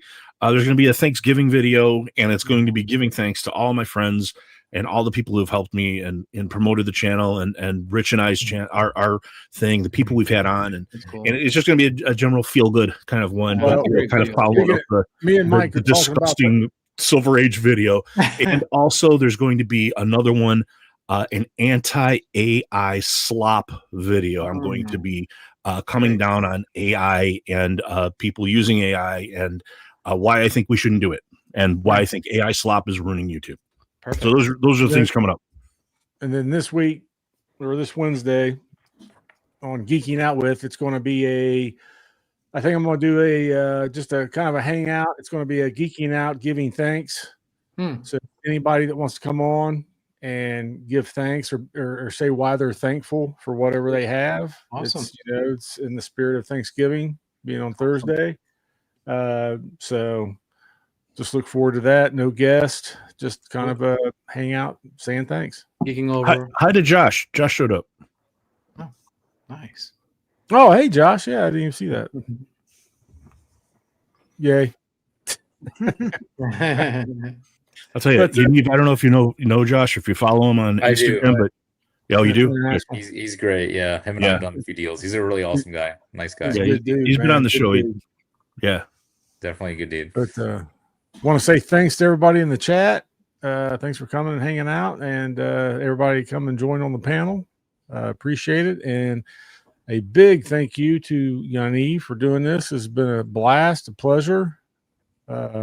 Seeing your collection, especially somebody that deals in the high-end stuff like you do. And it's really cool to see what, you like to collect or what your interests are and stuff. So that's the whole purpose of this show, man, is to really kind of do a deep dive in everybody's collection and other just amazing stuff, man. Yeah, just amazing, man. Just thanks for pulling us away, man, on some of those pieces, dude. That's always great. Thank you guys. I appreciate it. Thank you again for having me on. This was fun. So glad I was able to join this. This was a good time hanging out. especially like the end portion. Everybody, comes along. We're all just chilling, showing books, chatting. It's fun. It's a good time for sure. And hi to Lyle. Sorry, Lyle. I overlooked you. I just sorry there, big Lyle. Sorry, man. Seeing that he came on, yeah. He could have joined us. Yeah. Thanks again, everybody, for coming on, and thank you to Yaniv. And if you don't talk to us before American Thanksgiving, happy Thanksgiving to everyone. Yep. Even our Canadian friends who have already had Thanksgiving, of course. Happy American Thanksgiving even to the Canadian people in the chat and to Alan. And But with that, we will say till next time. Thanks, everybody. All right. We'll be seeing you. Good night. Freeze frame.